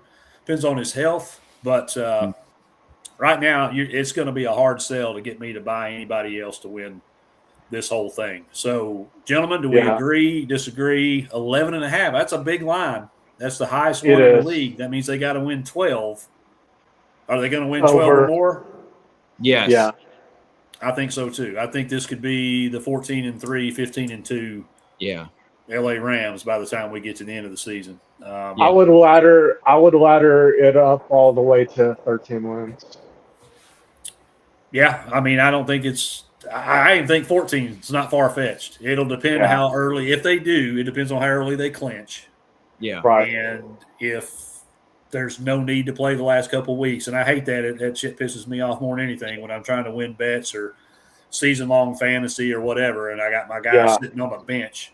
But bigger things to worry about than if old Hammer here is winning his damn fantasy league. So now you're underselling yourself. Rude. That shit's important. Oh, that's what I'm saying. It's rude. How the nerve? How dare they? So, all right. So we all agree Rams over Yep. 11 Yes. and a half. We think the Rams are winning the division. Yes. You think, Josh, Rams win the Yes. division? Yeah, I Yep. think so. All right. So a little anticlimactic here that we have to still talk about San Francisco and Seattle after we just anointed the Rams king of the world here. But it is the NFL. Stuff happens. Mm-hmm. Anything can happen. These three teams last year, the Rams, the Seahawks, and the Niners, combined to win 42 games and only lost 13. So even though the Rams look like the clear favorite, you never know. So I'll try to stay out of this as much as possible because I will be heavily biased when I go through this team. It is the San Francisco 49ers. They went 12-5, had the same record as the Rams. Their win total this year is sitting at 10.5. They were the number 5 offense in the NFL. They were the number 20 defense in the NFL, largely due in part to the lack of availability of the majority of the team on injured reserve for a good bit of the season. Most notably Nick Bosa and Fred Warner. Never saw Brandon Ayuk on the field. Hope I never see him again. I don't think you will. Free agents, they lost 18. They depart ways with running back Brian Robinson. They lost, we mentioned Kendrick Bourne. They also lost Vol for Life Jawan Jennings, and I'm a little pissed because Jawan is a dog, and they very much, I felt like, made a mistake letting him go. They also lost their center, and I talked about that earlier, Matt Hennessy, who I think is about a 7-year starter for them, and a little bit of concern there. They lost also their edge rusher, Clelin Ferrell. I think he was out of Clemson, was he not? He played at Clemson? Yeah. Doesn't matter. He's gone anyway. Screw him. And then they traded D. Winters, linebacker, to Dallas. And at first I was mad, but now I'm okay with it, and here's why. Free agent signings. They bring in, although he is at the very twilight time of his career, we bring in Mike Evans. Mr. 1000. Mr. 1000. Safest bet you can make is Mike Evans to get 1,000 yards receiving. They also bring in Christian Kirk. They traded Dallas for defensive tackle. I'm going to screw it up. Osa Udigizua. I said it earlier and got it right, and I knew I was going to screw it up when I sat down here. Odigizua, defensive tackle, Dallas trade. They bring back, thank God, Dre Greenlaw at linebacker. So he and Fred Warner be reunited. And then they brought cornerback Jack Jones to form up or shore up the secondary. The draft, they did okay. Second round, they picked up Dejon Stribling, the wide receiver out of Ole Miss. Kind of eased the blow of losing Bourne and Jennings. The third round, they got Romello Height, who's an edge rusher out of TTU. That's Texas Tech. My abbreviations. I'm Ron Burgundy. If it's on the teleprompter, by God, I will read it. And also in the third round, they got one of my favorite picks of this draft. It's Keelan Black, the running back out of Indiana. Niners got a break. They have the 18th hardest schedule in the NFL. The downside of that, 2 of those games are out of the country. They will play in Australia. They will play in Mexico. The beginning and towards the end of the season. So, like I said, I'm going to try to stay out of this a little bit, let you boys talk about it. So, Josh, tell me about my 49ers. What's going to happen? Yeah, I think you're going to be very, very happy this season, Hammer, because I think for most of the season, your 49ers are going to stay healthy, and I think they're going to have a positive injury bug this season, unlike last year where it was injury by injury by injury. Oh, God, yeah, you kidding. Yeah. I just like this 49ers team this year by adding Mike Evans and Mr. 1000. And I like what they did in the draft by adding Kalen Black from Indiana, running back. I think he is going to be really good backing up Christian McCaffrey. And I like what they did from drafting the guy from Texas Tech, Romello Height, edge rusher, and I think he's going to get a lot of playing time this year. What schedule did you say they have? The 17th? It's the 18th hardest. 18th hardest? Yep. Oh. So not good. It's not terrible. Yeah. They actually got a third place schedule because they did, even at 12-5, they still finished third. Tied with the Rams. Rams had the tiebreaker. So they got a little bit of a break scheduling. They did the year before, or last year as well, because the year before, they only won 6 games because of all the damn injuries. So, they did manage to win 12 with all those guys hurt. So you give me a healthy Niners team and you're right. I think the biggest question mark this season, can Brock Purdy stay healthy this year? If he does, I think this 49ers team is going to win the division. Ooh, and can Fred Warner stay healthy as well? Okay. All right. So that is what I think about your 49ers. Hell yeah. Drew, that's a pretty tough act to follow there. Yeah. I don't know about winning the division because of the Rams, but second place ain't too bad in the division. But yeah, I think health's a big thing. Can Brock Purdy stay healthy?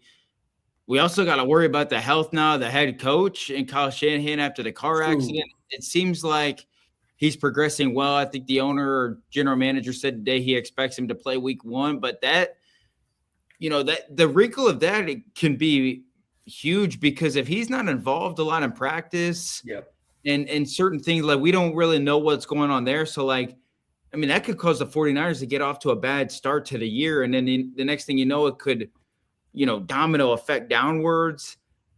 From what I've read, it kind of sounds like he's kind of involved, but not like, fully hands-on like a normal head coach would be. But like that's a tough curveball to throw like a month out before the season, something like that happening. But yeah, I think the 49ers made good moves. The 2 wide receiver additions, when you lose some, McCaffrey's still McCaffrey. Can he stay healthy? Can Kittle, stay healthy as well? He's dealt with some injuries and stuff. So I think the 49ers, they'll probably be, I think they'll get second in the division. I know we'll get into the Seahawks. I think the Seahawks and the 49ers are like neck and neck of just like maybe, I don't know, somewhere between like 9 to 11, 12 type wins. They'll be like 4th, 5th in the NFC, could probably beat anybody on any given day, could even beat the Rams in a playoff game. Just kind of, one of those sneaky teams, if everything can go right. And, but I don't see like a low floor type out of them too. I think it's a surefire playoff team, surefire competitive team. It's just, can you stay healthy? Can you play well? Can you get to the playoffs? When you do that, anything can happen. And the 49ers are good enough to win in any game when you get to that point, if they play well. Yeah. Health has been the thing that's kept them out the last couple of years of being able to go really deep. And, they had a good first round playoff game and then unfortunately just ran into a buzzsaw. Mm-hmm. And having those guys, because at that point in the season, good Lord, we had like four or 5 starters on IR by the time we got to the end of the season, the playoffs started. So health will be the key. And I know we've said that about everybody, and it's true, but especially for this team, because with all those injuries, they still won 12 games last year. As I said, they opened against the Rams. They do get the Dolphins and the Cardinals back-to-back, but then it gets dicey. You get the Broncos, the Seahawks, Washington at home, at Atlanta. I will be at that game. Nice. Then they get the Raiders. They go to Dallas. I hate Dallas. host the Vikings, they host the Seahawks, they go to the Giants, they host the Rams, they go to the Chargers, they go to the Chiefs, host the Eagles, and go to the Cardinals. So even though they do have a fair amount of playoff teams on their schedule, I like the fact that the majority of those are at home. The exception being the Chargers.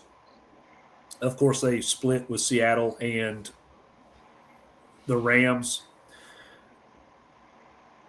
And they do get the Broncos at home. So the majority of their tough games outside of their division opponents are home. So I like the way the schedule is playing out and kind of conducive to them going over that number. Sorry, I got to get back on the right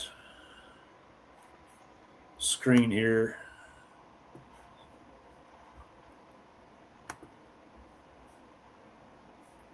Well, DraftKings has dropped it to 9.5 with heavy juice on the over. I got the Niners over 10.5 wins at plus 105 at the time. So basically even money, over 10.5. I think it is 11, maybe 12, depending on health. I always put a buffer in there for this team because they will lose a game or two just based on who's on the bench or in the medical tent. You can't not factor that in. Mm-hmm. Been fortunate with McCaffrey the past couple seasons, but he got off to a rocky start with this team initially. So you're basically betting on health when you bet on or against the 49ers. So, but I do like – Josh, I love your take. Right. I'm kind of with you, though, Drew. I don't know if I'm going to go so far as to say they win the division. That'd be plus 300. That'd be a nice payout. But because I'm betting with my head, not my heart, when I'm telling you it's the Rams. I was going through the schedule just now. I got them winning 13 games. I think it's possible. Yeah. If they stay healthy, I think 13 is possible. 12, I feel really good about 12. Yeah. Because, again, when and where they're playing some of these tough games, it's favorable. So, and even the game in Melbourne with the Rams, I mean, you're playing on the other side of the world. Yeah. A lot of things factor into that. So, who knows? But so 10.5. Josh, you think they'll get over 10.5? Over, yeah. Drew, you think the Niners can win at least 11? Yeah, I think it's going to be close potentially, but I think they will get over. I mean, in my opinion, maybe somewhere 11, 12 games or 12 wins, I'd say. I really think 12 is realistic. I think they're probably going to split with the Rams. I think they'll split with Seattle. Mm-hmm. Kansas City, Philadelphia, the Broncos, the Chargers, they're probably going to lose a couple of those. So, I think 4 to 5 losses is probably the expectation here. Excuse me. And again, you come down the stretch, you've secured a playoff spot. You can't help yourself in seeding. You don't play your starters, right? So you got to account for those throwaway games for these teams that are playoff bound. So that's how I kind of came to my conclusion on it. Plus, that's my team. I'm not going to bet against them. I just won't bet. Yeah. If that's the decision, I can't do that. True that. All right. Well, I would say we saved the best for last, but that's only because they won the Super Bowl. Because screw them too. Yeah. And that's the Seattle Seahawks, defending, reigning champion NFL. 14-3 last year. Sam Darnold with a magical season. They were 8th in offense. They were 6th in defense. And that defense put on a clinic in the Super Bowl. Coming off of 14 wins, their win total is only 10.5. So raise some eyebrows for a lot of folks. Well, let's look at maybe some of the reasons why. So amazingly, this team only lost 5 significant free agents. But 2 of them are pretty big deals. They lost Cam Akers and Super Bowl MVP Kenneth Walker. How many times have we seen this movie where somebody wins the Super Bowl MVP and they're not on the team the following year? I was gonna say this, and at the parade when John Schneider was like, he's coming back. Mm-hmm. I offered him the contract this morning, and then Yeah. the next thing you know, a couple of days later, he's going to sign to the team that's won 3 in the last 7 or 8 years, whatever it is, with the Kansas City Chiefs. The Chiefs. That was wild. That was. I just but- knew he had secured the bag, and Seattle was going to have to pay him a shit ton Yeah. of So, money. my friend. And Kenneth Walker said, "Hold my beer." Yeah. The barbecue is better in St. Louis or in Missouri, so I'm going to Kansas City. Yeah. They lose edge rusher Boye Mafe, I think is how he says it. I don't know. He's been a 4-year starter, so definitely losing some experience there. They're losing, or lost rather, cornerback Tariq Woolen. And then the other big one for me is Kobe Bryant, their safety. The other thing is a little concerning is they didn't sign anybody in free agency No. of note. They did re-sign some contracts, and JSN got a bag and a half, but nothing there really to bolster their team. Excuse me. Their draft, decent. They got Jadarian Price, the other Notre Dame running back, with the last pick in the first round. So both Notre Dame running backs go in the first round. That was actually a bet you could have made pre-draft.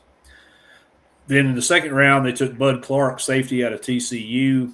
And in the third round, they took Julian Neal, cornerback out of Arkansas. So they did get some good players, some players that can step in and probably contribute right off the bat, because they drafted exactly what they lost. They drafted a running back, they drafted a safety, and they drafted a cornerback. That defense and that system's good enough where they probably can step in as rookies and make an impact. I don't see Julian Neal getting on the field immediately, because it is very difficult to go from college to the NFL and play cornerback, because the rules are different, the speed of the game is different, and there's some big sons of guns that play wide receiver in this division. So he may not see the field. He may be more of a nickel, dime, type coverage, but I wouldn't be surprised to see Bud Clark step on the field and contribute very early this season. Man, for a Super Bowl winning team and a first place team and the best record in football, Seattle got the 14th hardest schedule. I don't know what they're doing, but that's generous. That's a gift. Mm-hmm. They do have 10 games against playoff teams, so that 14th hardest is a little misleading, because they still got to play some really tough games, and then they've got some, teams that you'd see like on Ohio Taint's schedule, some real cupcakes. But they open the season against New England in a rematch. They will close the season with the Rams. And, again, we don't know. Potentially they've got to play the Rams in week 16 and 18.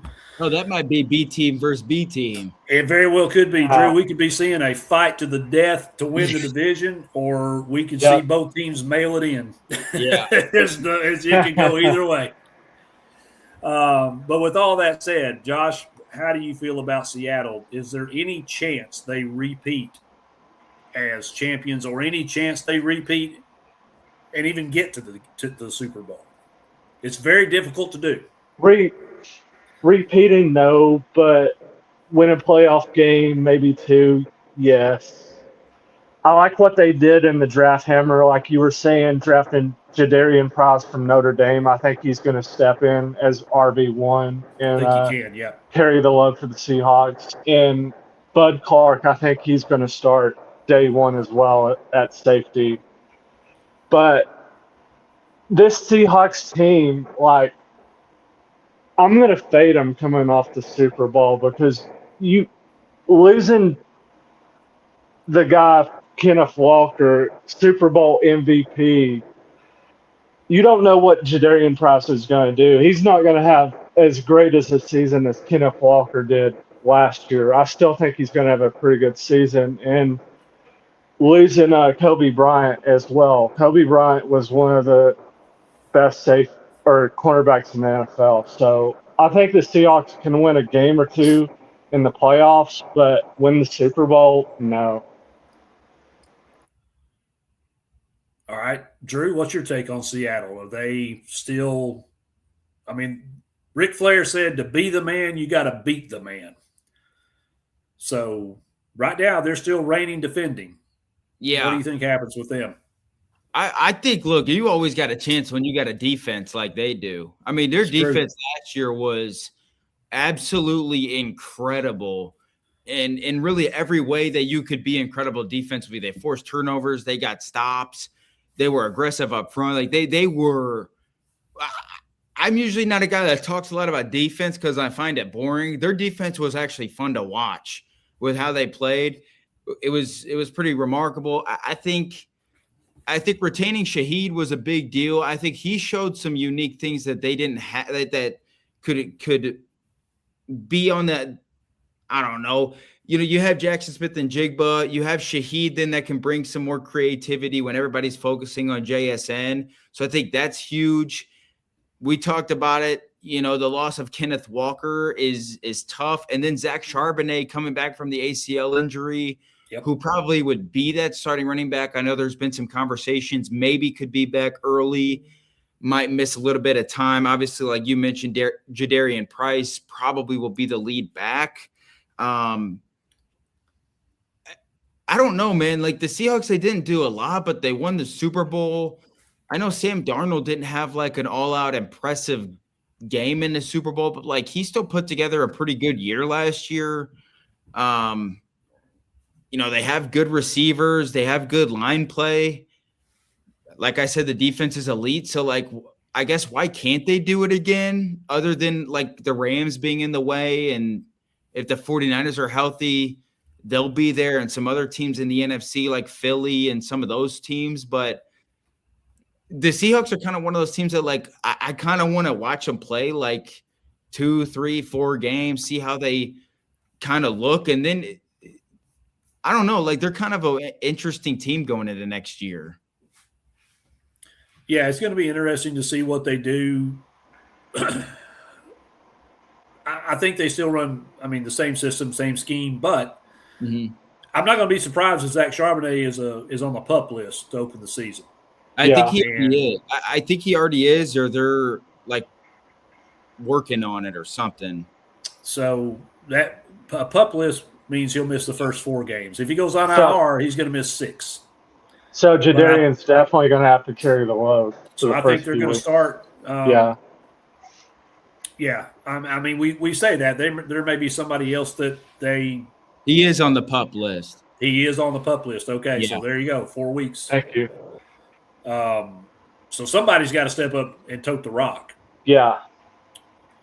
Especially for that offense. Running the football made that offense go. It does. Yeah. And Sam Darnold's a great story, man. I feel like anybody that gets drafted by the Jets at a skill position, my heart goes out to him. So to see him kind of get kicked around between the Jets and then Carolina, and then he lands in Minnesota with Kevin O'Connell and absolutely just turns his career around. And I know they're kicking themselves for letting him walk out the door because all he did was go win a Super Bowl, right? Mm-hmm. Yep. But there's also that Sam Darnold that's still kind of there, that sees the ghosts and throws the 4 picks and kind of gets a little rattled under pressure. Inaccurate, misses wide, throws. All that stuff is, I think, still there. As great as O'Connell was for him and with him, he still sucked ass in the playoffs when he was in Minnesota. He didn't have – they had a good defense. He didn't have this defense to kind of bail him out. And they sort of bailed him out a few times last season. Yeah. So I think that potential is still there. And as a 49ers fan, I'd love to see it. As a fan of football and pragmatic and practical sports bettor, I don't want to see it. but that potential's there. Then you take the fact that they're going to be looking at a most likely third string or a rookie running back. The biggest reason that rookie running backs struggle in the NFL is not their ability to run the ball or pick the holes. The reason they struggle is with pass protection. Mm-hmm. Yep. So if whoever it is, if they don't pick up the pass protection quickly enough, then Sam Darnold's going to be back there. And I think there's a potential for him to regress into his old self and get rattled and rush his throws, start seeing the ghosts. Could be seeing ghosts again. Until Charbonnet's on the field, I don't have a whole lot of confidence in Seattle's offense. Now, that doesn't mean they can't still win games and win them ugly at like 14-6 and 13-10 and things like that. But all of that kind of points me towards, I think this might be an under. I think Seattle might come back to the pack a little bit. They have to win 11. And when you kind of look at the who and the where piece of their schedule, we can go through it real quick. Because, Drew, I know you got to – No, we're good. Bake cookies or something.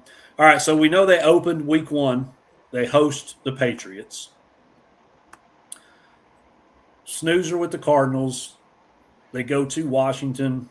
They host the Chargers. That Chargers team. Then they host the Niners. Yeah. They got to go to Denver, an old AFC West matchup. Then they host the Chiefs. We don't know what that's going to look like. If Patrick Mahomes is Patrick Mahomes and does Patrick Mahomes things, then who knows? They get the Bears at home. The Cardinals, they go to the Raiders. They go to San Francisco. They host Dallas.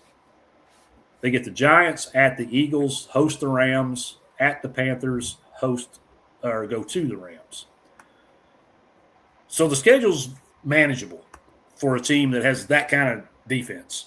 And they don't really have a whole lot of landmines in the first part of that schedule, if you consider hosting New England is not a landmine. I don't think Washington, even with a healthy Jaden Daniels, is a threat even at home. The Chargers, the Niners, the Broncos, the Chiefs, the Bears. That's your 5, 6, 7, and weeks 5, 6, 7, and 8.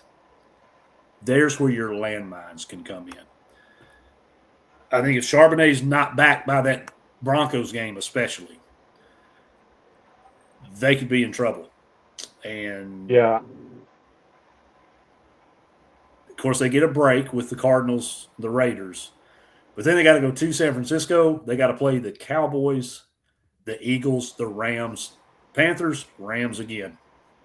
So the potential's there for some fall off and some regression. And I certainly think under the situation with the running back, loss of Kenneth Walker, right now the loss of Zach Charbonnet, and a little bit of retooling on defense, I'm taking a chance here. I'm going under that 10.5 on the Seahawks. I mean, it'll be barely. It'll probably be 10. Could easily be 12. Yeah. But I think early, the first six to 8 weeks of the season, I think there's potential there for them to lose 2 or 3 games. Boom, just right off the bat. And how do they respond? I think Mike McDonald's a good enough coach that he won't let the wheels fall off the wagon. But if Sam Darnold gets in his head, this team could be in for a bit of a long season, even with that defense being as good as it is. So, Josh, how do you feel? 10.5 wins, and don't let me influence you. You speak your truth here. I feel like they're going to go over. I feel like that defense is good enough to get them over that 9.5 win mark. 10.5. They have 10.5. Yeah, 10.5. Yeah. Yeah. All right. So you think over? Any shot they win the division? No. Okay. Drew, what's your take? I'm going to get to at least 11. I'm going under. I think they're going to be about a 9 or 10 win ball team. With the injuries,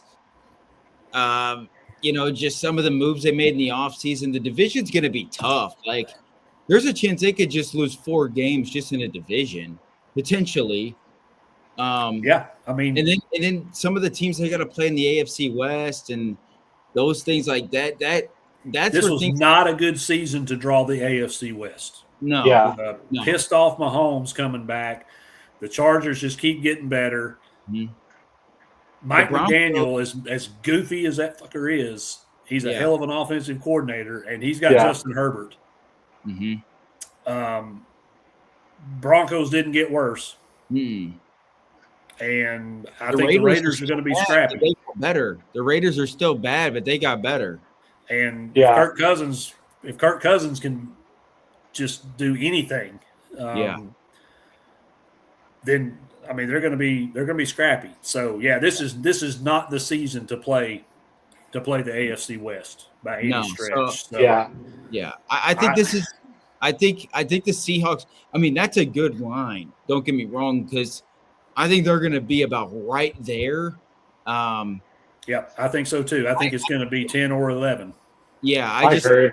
I think I'm going to go with they win about 9 or 10 games. I think they're going to finish on, but it's going to be tight.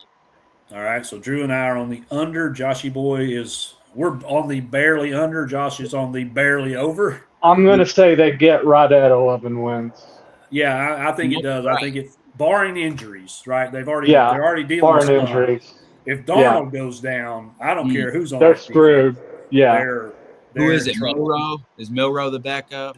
He was last year. I haven't looked at the depth chart. I'm pretty sure he is. I'm certain he is still on the roster. So they're in trouble if anything happens to Darnold. Yeah. Even with that defense, they're looking at a Baltimore Ravens type deal where they go like 9-8 or something. Yeah.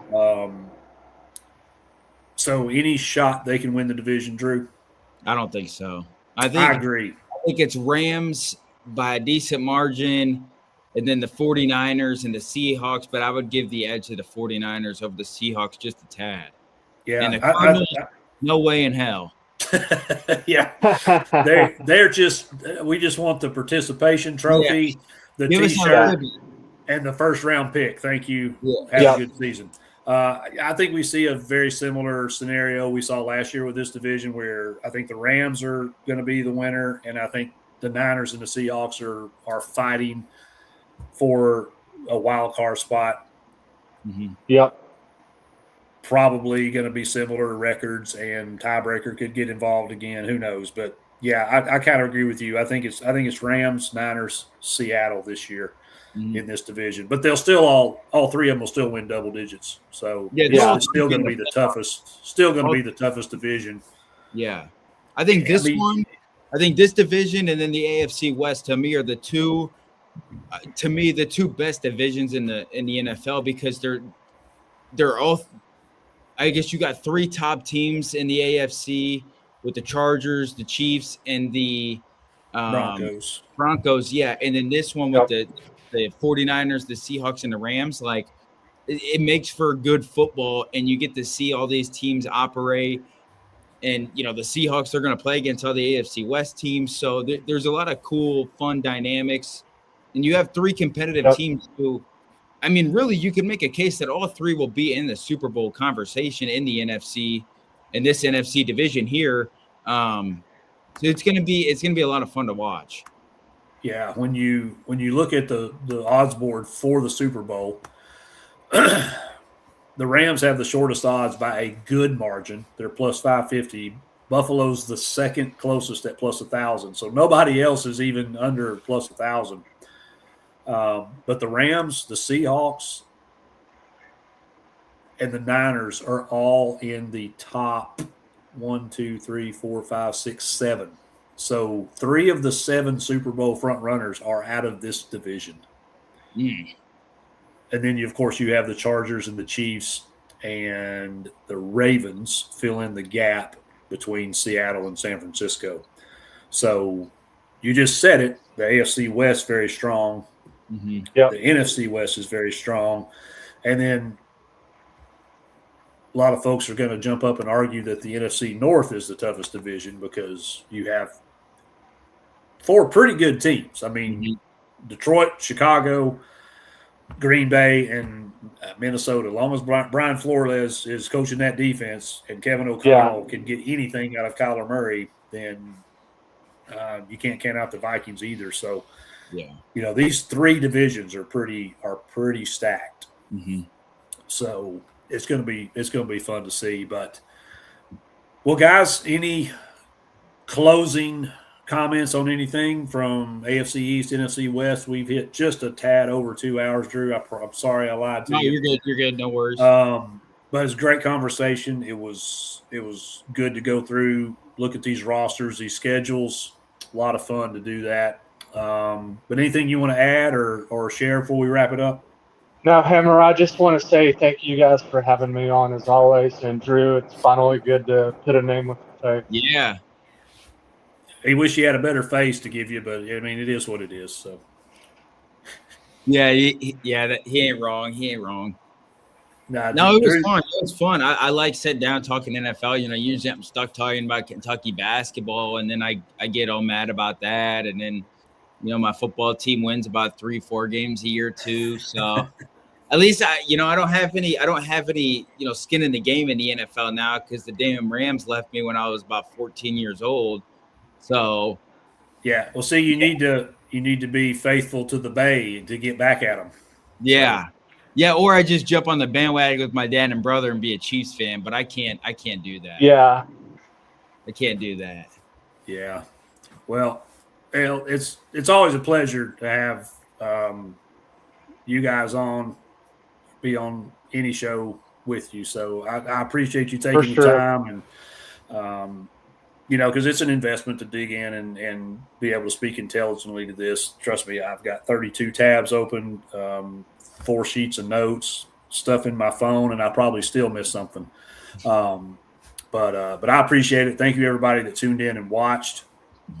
Again, we're going to do 2 divisions a week. So Tuesdays, we'll cover NFL divisions. On Thursdays, we're going to cover college football. Future is going to look at conferences. We'll do a Power 5, and then we'll do a Group of 5 conference each week for the next 4 weeks. We're trying to get you into football mode because football season, even though it feels like it's still a million miles away, it's coming. And I'm just trying to scratch the itch. I know these boys getting in the spirit of football, so we're trying to help get everybody there and give you a little something to chew on. Until we finally spot the ball and kick this thing off. So, gentlemen, again, thank you so much for being here. Everyone that tuned in, thank you so much. We appreciate it. We'd just be talking to the void if you guys didn't tune in. So, appreciate that as well. And we'll see you back next week. Go Vols. Go Vols. Go Cats. I got to do it. Peace.